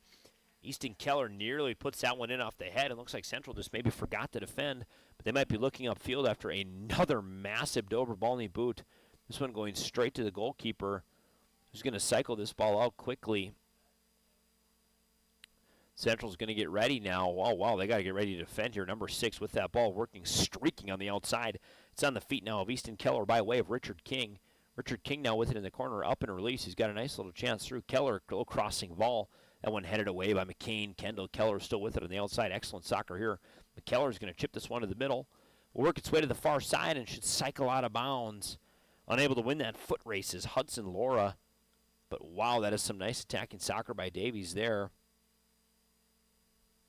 Central is going to wait for the Lucas Weber throw. Brady Kirkby going to check back into this game for the Knights. No Sam Christman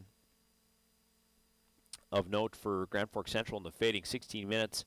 If they want to do it, folks, I'm not sure if Christman's gotten battling some kind of injury or something, but we've seen him kind of come out of this game at a couple times, and he's kind of an everyday lunch pail type player. So maybe a little bit of cause for concern for Central there down the stretch as they're trying to close out what has been one of their most prosperous seasons in the last few years, maybe a little short of what the team is hoping for, but definitely an improvement over the last few years. With now on the far side is Keller, I believe, if my numbers are correct. Central just sweeps this ball away and clears. Serving this ball in is Giddings. He might hit the darn scoreboard as he boosts that ball. Not quite on frame.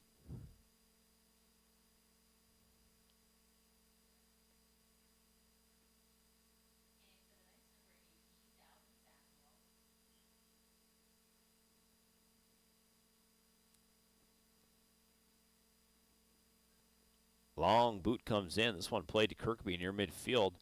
It's kind of not maybe typical for all goaltenders at this level, but Dobrvolny routinely kicking this one to midfield and is having absolutely no problems with the Central. Got a nice through ball here. If it gets through, it's Salad. Oh, he's going to be called offsides. Got Salad at an opportunity through in a really aggressive challenge by Kenny Buer. We've seen him tonight. He is not afraid. He is not afraid to really push himself and kind of get up there and be aggressive and play on the ball.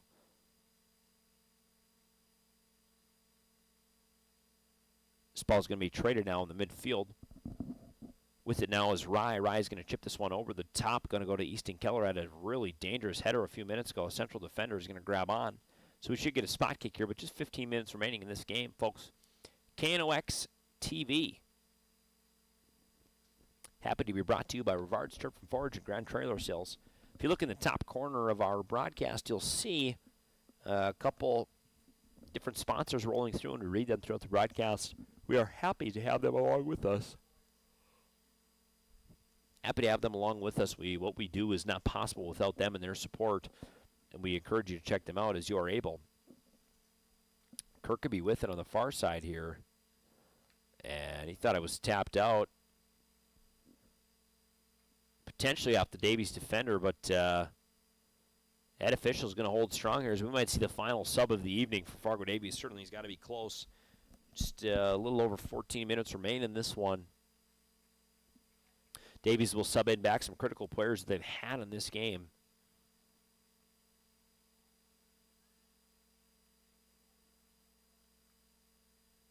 Up and through, this should be a foul. And it is. Central going to try and boot a free kick here. I would imagine Dobrvolny is going to come up and play this one.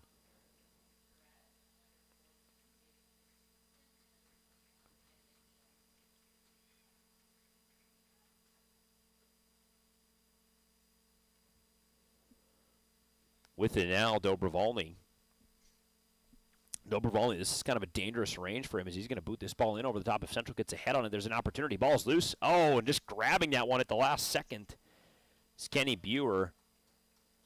Central had an opportunity to get any body part on that ball just to take it a little bit off its path. There's a chance that we're maybe celebrating a goal here, but one of the better attacking opportunities, certainly off a set piece for the Knights tonight, in the corner now going for the foot race again as Naoli. Naoli had the big highlight reel goal, but Harrison not going to get beat twice as he defends that ball very nicely, gets it back at his feet, plays this one up through the middle. Here we go now. Central looking to build with it now. New player into the game. Can't get a number. I will get a number here. That's number 19, Bryce Tesson checking in for the Knights. This ball played up and through, but not able to get all the way through. Played to the far side now with it. One-touch pass outside is Monger. This one's just going to be booted out. I believe McCain Kendall or Bryce Corinta, rather. Going to send that one to the sidelines. Davies looking to play quick, but Giddings kind of fumbles that ball, but he'll throw it in. We've seen them. Davies have some opportunities kind of from this area of the field on the throw-in. We'll see if they can do so again. Giddings plays to feet there for Monger. This one goes out of bounds quickly. Central with an opportunity to throw. Lucas Weber will rush up to this ball. Central finally playing with a little urgency here, which is nice to see, but I think we're maybe a little hair too late unless we can score quickly. With it on the near side now, Giddings going to tap this one out of bounds. Central's going to keep going. Lucas Weber, this is where I'd like to see him switch pace and play this ball to the middle. You know, you've got to throw it up the sideline. You think Davies is expecting it.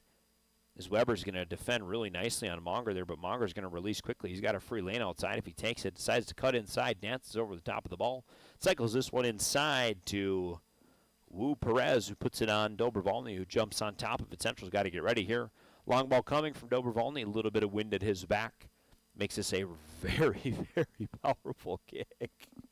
That one lands at the 26-yard line, coming off of the boot at about his own 10. So if we do some quick math, it's about a 70-yard boot, and I think he's probably got a little more in the tank if he wanted to. Alshami going to work inside with it. Alshami's got a man ahead. He's got to play slide tackle. Nearly gets there, but Central just unable to find this ball. And it's going to go in for a throw. Rightfully so, it will. That full head of hair down there on, I believe, Jaden Christensen arguing back. I do respect and love the locks. It's Christian Nelson, rather. He gets the ball in. This one booted forward, curving outside. Defending that ball and playing it for a throw is Lucas Weber. Nice job there. Weber up and underneath. Alshami is able to boot this one ahead, and this one is out of bounds. So Central just not able really consistently to find. Central not able to quite consistently be able to find attacking pressure. They've had it at times tonight, but just have not had it enough, really.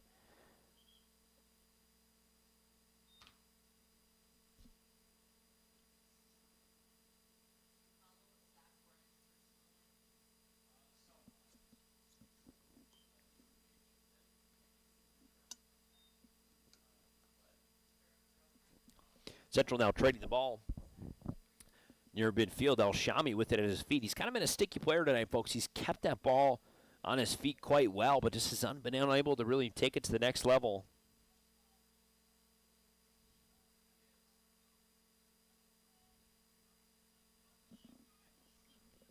A little bit of confusion here as they're waiting for a ball, or the Shags got to run to the corner here. Lucas Weber wanted to play quickly, but Central's going to make what will be their final sub of the night and bring back in some players that we are familiar with. Looks like Salad is going to come in. Looks like Hodney is going to come in. Crispin is going to strut on. Delvin Samuel as well. So Central got it going with sort of their preferred lineup here. Also, Odoragu is going to check into this game.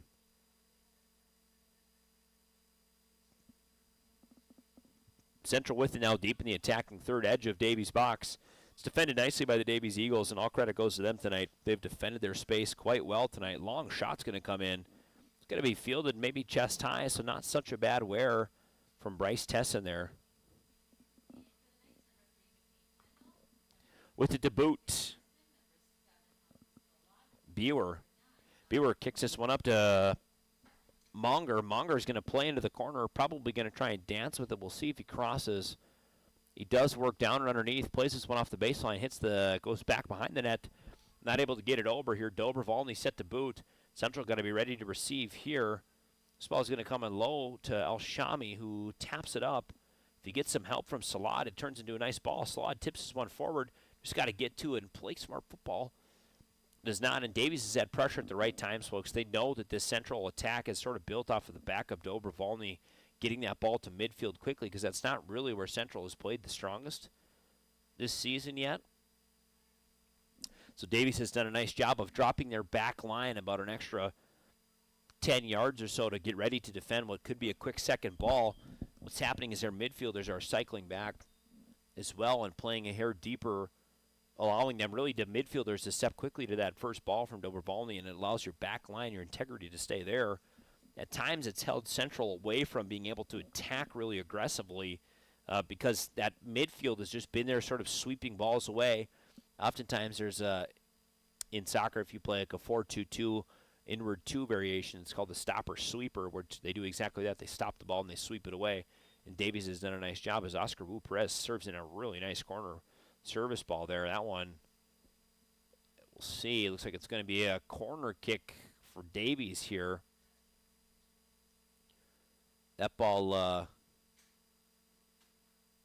looked quite nice coming in. Just sort of gets bobbled around. Dobrovolny's going to play real back post. Interesting spot for him. This ball is going to come in. Very nice service ball. Getting up top there is Giddings, but just not able to kind of win the jump to that one in the corner. With it now, trying to go up and overhead. Got enough sides deep. So Davies still putting some pressure on in the final couple minutes of this game. Grand Forks Central is in desperation mode. Be awesome to see them at least pull one back on the scoreboard and put a little life into it here. Is up the far side now is Crispin. Crispin going to just launch a long ball. That one really goes nowhere. Central has put some pressure on. It's been unable to do it consistently tonight. They've had a hard time working through.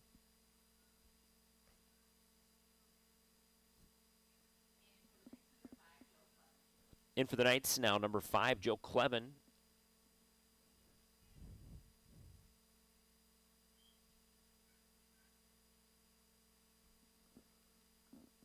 Booting it now is Bewer. Jumping and defending that one. Looks like Lucas Weber. He might have shifted into kind of a midfield role. Looks like Bryce Carenta has taken his left back position. Weber, been impressed with him playing with the ball at his feet tonight. He's done a nice job of not only staying calm, but has done a good job of sort of waiting for his opportunity to distribute. You don't see that a lot. Sometimes players, as Crispin's going to flick this one outside of the foot. It's going to be quickly batted away by a Davies defender. But Dalvin Samuel gets an outside foot on that one as Crispin going to let Hodney play into that ball. And Hodney with the head of steam just runs quickly into an advancing Davies backline. Handball missed on the outside here.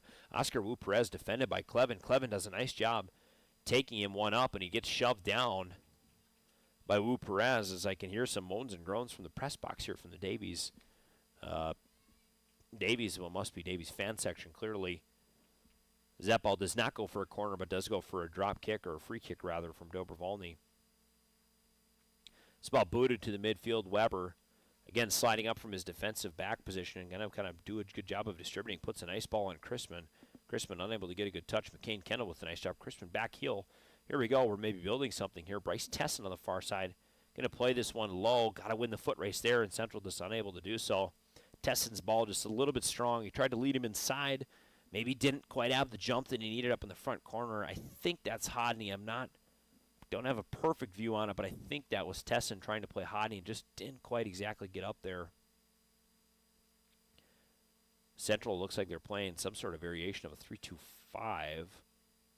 Really wanting to attack in this game. This ball going to be served up and booted. Playing that one up off to nearly the top of his head is McCain Kendall. Second effort comes in from a Davies defender. That's Jaden Christensen. With it now, booting a long, low ball. That's, I believe, Sanga called his name a lot earlier. As Dobrovolny's got to feel the ball there. Nice wear. I believe that was Christensen. Again, I was looking down at my stat sheet. I didn't get a great view at it. But Dobrovolny has turned away quite a few balls tonight. Done a nice job back there. Had a couple close saves. And Davies has been able to put pressure on from distance, which is not typically what you see at this level. You know, a lot of teams are more like Central, where they get in a lot closer and wait to take their shots. But Davies has shown that they're not afraid to let this thing fly from a little bit deeper. But they've got some speed and really some hops that enable them to do it here. Richard King winding up. He plays this one down low to Monger. Monger going to down, cycles this one down to the top. Monger going to work this one over, waiting to wear on it, but deciding to stop is Metzger. Monger up and underneath near the penalty kick spot. Now Monger with a nice ball off the left foot. And Davies will capitalize likely for the final time tonight. Let's take another look at that one, folks, courtesy of American Family Insurance, Tyler Nagel Agency. You see this ball as Monger just does a really nice job sticking with this. I'll be honest with you, I thought that he was right-footed, but that ball just comes right at Dobrovolny. Folks, I got a feeling you'll get another chance to take a look at that one in our post-game show. My clock a little bit ahead. That one comes in at 3:48 from Monger. Wow, what a shot, and that one likely will do it, folks, as Davie Central searching for that goal to get back in this game, and Davies is going to just shut the door on him right there. That ball likely is going to end it here in this one as we'll play out the final 3 minutes and 48 seconds from Cliff Cushman Field. Dobrovolny now with it. We'll let our clock run here. Well, actually, maybe we should wait and see if our clock can get caught up. Clevin going to play this one through the midfield. Hodney misses a touch on it on the far side. Central still showing attack. Davie showing that they're ready to keep playing. In some immense pain on the far side is Naolny. He might have to come out of this game as he's rolling around now. As we do get the trainer coming out to Naolny here.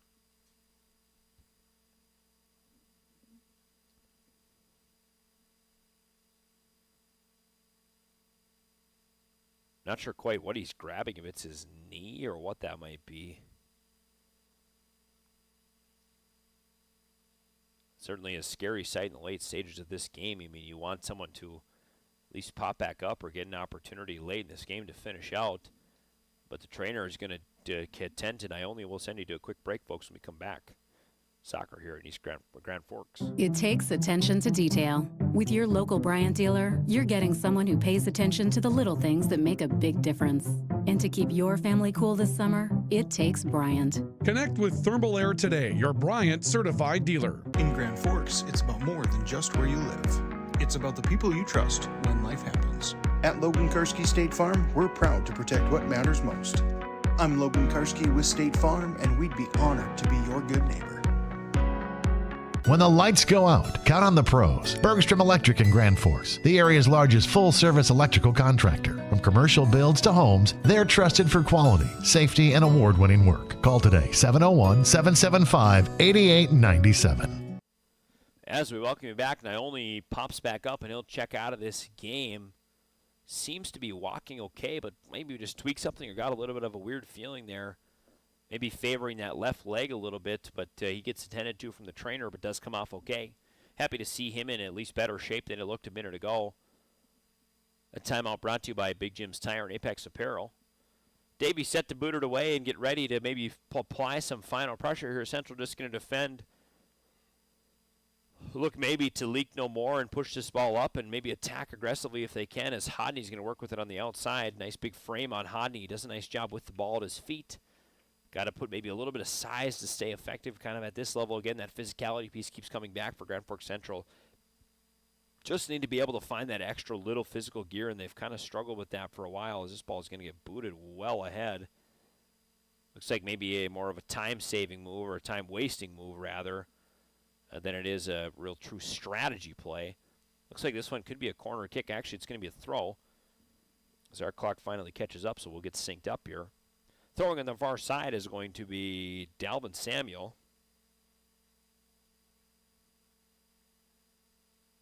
This ball going to be booted in through the middle.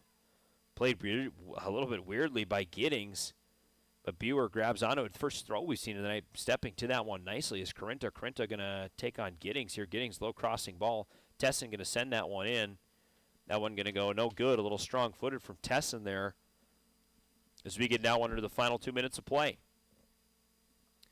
And we have Bryce Corinta is going to maybe limp a little bit different. He went to challenge a ball for Giddings and maybe just kind of got nubbed a little bit the wrong way. It certainly happens. But Corinta will have to come out of this game, I believe, as a stoppage induced to injury.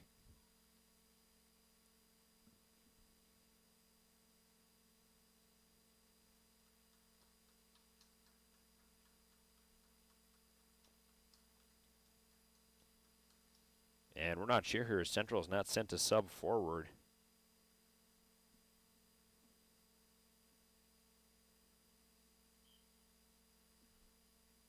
I didn't see anyone come back on as my quick scan of the field shows 10, so I must have just missed him early.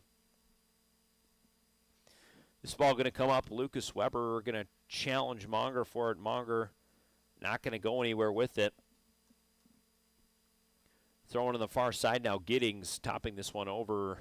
This one going to be tipped forward. Oscar Wu Perez with it at his feet. He's going to tip this one again forward to himself. Clearing that one to the far side, but Monger's going to keep it in on the far side of the box. He's going to look to send in a low cross. Dobrovolny grabs this one. Expect a big boot here. Maybe a little frustration will manifest in this kick.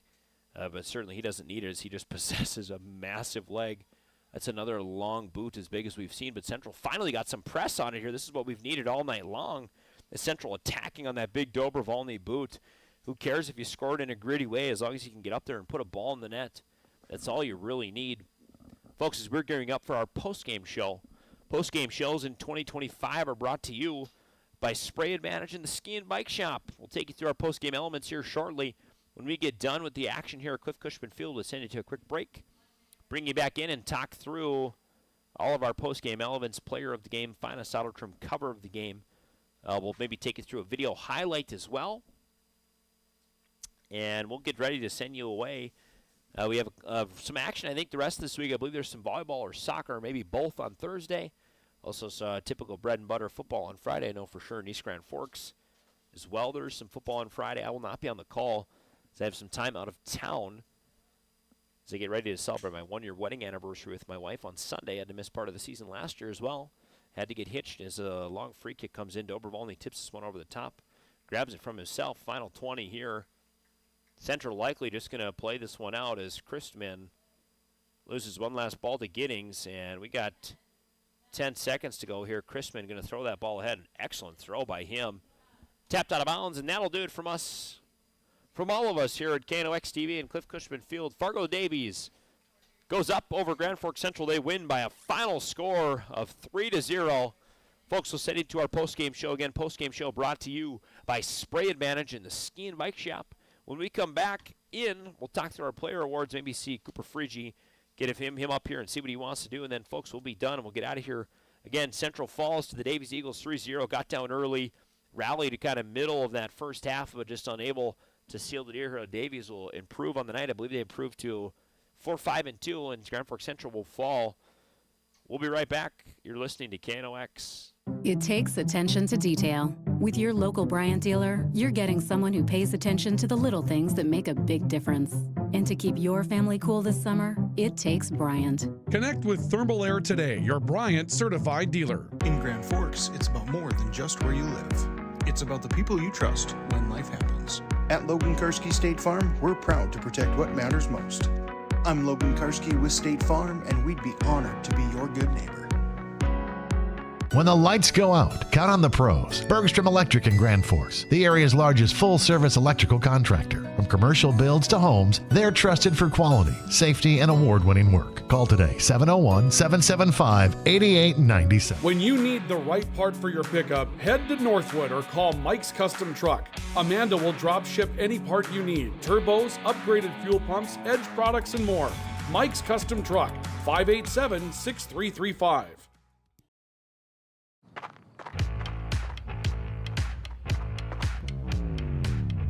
When you're in pain, you need more than just a doctor. You need a problem solver. Count on All True Orthopedics and Sports Medicine and get back to what moves you. Hey, this is Pastor Paul. I'd like to welcome you to Hope Church, especially if you're a person that doesn't have a place where you hang out spiritually. We would love for you to come and experience hope and find God. Hope Church, 9, 10:30, and 6 p.m. on Sundays. For more information, you can check out gfhope.org. Pick 6 for $19.99, a perfect meal for two. That's gotta rhyme. Well, how about munching on Pick 6, my mouth going yap, yap. People always staring at my wings, they go flap, flap. Dave is so surprised because he didn't know I'd rap. Pick 6 meal for two for $19.99. H&S Electrical Services is proud to support local high school sports. From homes to industry, we deliver safe, reliable electrical solutions. Locally owned and operated, our skilled team ensures quality and service you can trust. H&S, trusted in your homes and businesses. Folks, as we welcome into this post-game show, we'll try and get our scores loaded in here. Not sure what happened there. Oh, we got a little flip-flopped here. The final in this one, Fargo Davies goes up over Grand Forks Central by a score of 3-0. We're going to do our best to load in our highlights. We're having a little bit of a technical issue with that earlier, but nonetheless, we'll talk through kind of what happened in this game, folks. I think first and foremost, Grand Forks Central at times did play quite good soccer, but just kind of fell behind early. I mean, you saw Davies go for that really what I would classify as a home run ball early, and really that just gave Central fits. I mean, you get down in the game early, 20 seconds into the game, Davies puts some pressure on. They decide that they want to play quickly and they want to get up there. And all of a sudden, as Grand Forks Central, you find yourselves down a little bit of a hole. We'll see if we can take another look at that first goal. That will not be our Holloway junk and demo replay of the game. However, it could be our PS Garage Doors player of the game could be involved in that play. We'll see as we rattle on. Let's see if I get this correctly here. You just see it here now, 10 seconds into the game. Davies playing quickly, pushing that ball and wanting to get up there. And this one gets cleared across the box. No one really there. Joe Clevin tries to make a defensive play, and looks like that ball maybe hops up a little bit weirdly on him. But Davies gets out to a quick 1-0 lead, and they add to it just a few seconds later. Come running again. Oh, no, these now are not loading again correctly like I had once thought. So I got one in. Got the first goal, so I guess we'll take another look at that one. My apologies, folks. This postgame show is brought to you by Spray Advantage in the Ski and Bike Shop. Everything you need for the chemical and spraying application on your farm. And the Ski and Bike Shop, where your next adventure begins. Simon, excellent personal service there at the Ski and Bike Shop. When you want to talk about a true family-owned and run business, that is the Ski and Bike Shop. Not only just skis and bikes, but snowboards, snowboarding boots, apparel, all sorts of stuff. I think they can get you rackets if you need. They got good fitness technology, Garmin watches, etc. So please feel free to check out the Ski and Bike Shop, folks. In this game, I think it'll be the story of Central getting behind late and doing their best they could to rally, but just falling behind and having a real hard time getting back into this game. They had some good pressure in that first half and just not enough urgency to the ball. And then as you see Davies tapping a second goal, just makes it a little bit trickier. We will take a look at that final Davies goal, and that probably will be our play of the game. Our play of the game is brought to you by Holloway Junk and Demo, your lead provider of junk removal services in the greater Grand Forks area. Folks, I'll send you to another quick break. When we come back, we'll give away awards, and I'll send you home for the night. Again, Central falls to Davies 3-0. This has been KNOX TV. We'll be right back in just a minute. When you simplify, you have more time for life. Simplify your life with Hugo's Family Marketplace. No time to run to the grocery store? Hugo's can help. Just click on GoHugos.com and place your order online. We'll fill your order, and you can either pick it up curbside or have it delivered to your home or business. It's really that easy. Just go to GoHugos.com for all the details. More low prices, more great stuff when you go to Hugo's. Thief River Glass handles it all. Aluminum storefronts, auto glass, windows, shower enclosures, and more. Just like our athletes, we're built for every season. No job is too big or too small. Call 218-681-1333 for year-round dependable service. When you're looking for a change of pace, a change of routine, or a change of scenery, we'll help you find what's next. Berkshire Hathaway Home Services. For you. Ready to launch your future? At Northland Community and Technical College, opportunity starts here. Train for high-demand technical and skilled trades, or start with an affordable Associates of Arts degree and transfer with ease. Visit northlandcollege.edu. The Kubota BX Series, rated #1 in durability and owner experience. Talk to your Kubota dealer to schedule a demo. For expert sales and service, visit Acme Equipment or online at acmekubota.com. Folks, as we welcome into our final segment of the evening, this is our post-game show. Our post-game show is brought to you by Spray Advantage, everything you need for the chemical and spraying application on your farm. It's getting late. We're getting close to harvest season, but maybe you got some late season spraying, some winter treatment stuff. Feel free to check out Spray Advantage. There's tips, tools, hoses, and all the accessories you need. They carry most major brands and service every brand under the sun. And folks, the Ski and Bike Shop, where your next adventure begins. We'll take you through a very brief scoring summary, handled our PS Garage Doors player of the game, our finest auto trim cover of the game, and then we'll watch back that last goal. And, folks, that's probably going to do it for us.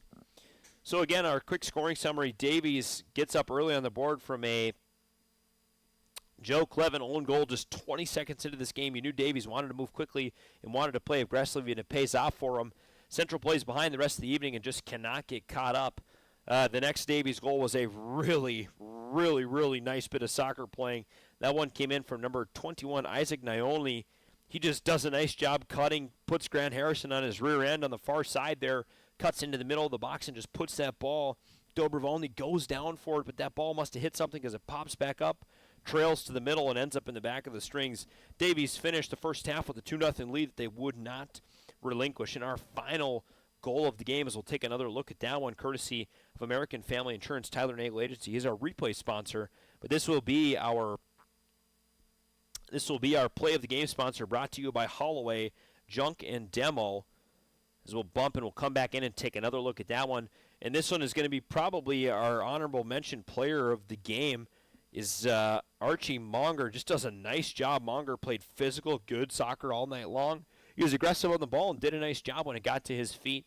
Had a handful of scoring opportunities, and he likely will be my PS Garage player of the game. Honorable mention goes, I think, to number 17, Joseph Giddings, or even maybe number 4, Felix Sanga. A couple guys that played just excellent defense tonight and really helped Davies hold that back line. And that kind of experience is invaluable for Davies. Again, Sanga is a senior. Giddings also a senior. These players, and Archie Monger as well as senior, so these players are not going to be with the team next year. Obviously, it's going to miss them in the back there. For our finest auto trim cover of the game, this one's going to be a no-brainer for anyone that's really ever watched our broadcast. You know that generally we like to split our awards between the home team and the away team. Well, being that our player of the game is Archie Monger, excuse me. This finest auto trim cover of the game is going to go to Ryland Dobrovolny. Had a nice night in net. I counted him for 9 saves at the end of the evening, but just a great stand-up performance by a good goalkeeper. Got beat on a couple that were just really tough to catch down and maybe really might not have had a chance at anyways. But Dobrovolny is going to have our finest auto trim cover of the game, folks. That is going to do it for our Ski and Bike Shop Spray Advantage post-game show. This will put a wrap on our KNOX TV broadcast for the evening. The Grand Forks Central Knights fall in conference play to the Davies Eagles by a score of 3-0. This has been the Rivards Turf and Forage Grand Trailer Sales Sports Network. Cooper Friggi did an excellent job keeping us live and on the action this evening, folks. It had brisk and scaling winds here at Cliff Cushman Field. A beautiful night for fall soccer here. This will wrap up, I believe, our coverage of Eastern Dakota Conference soccer play. Might be a chance, actually. I might have to correct myself. I might have a chance at a Red River game next week. But nonetheless, my name is Adrian Cummings. This has been KNOX TV. We thank you for listening.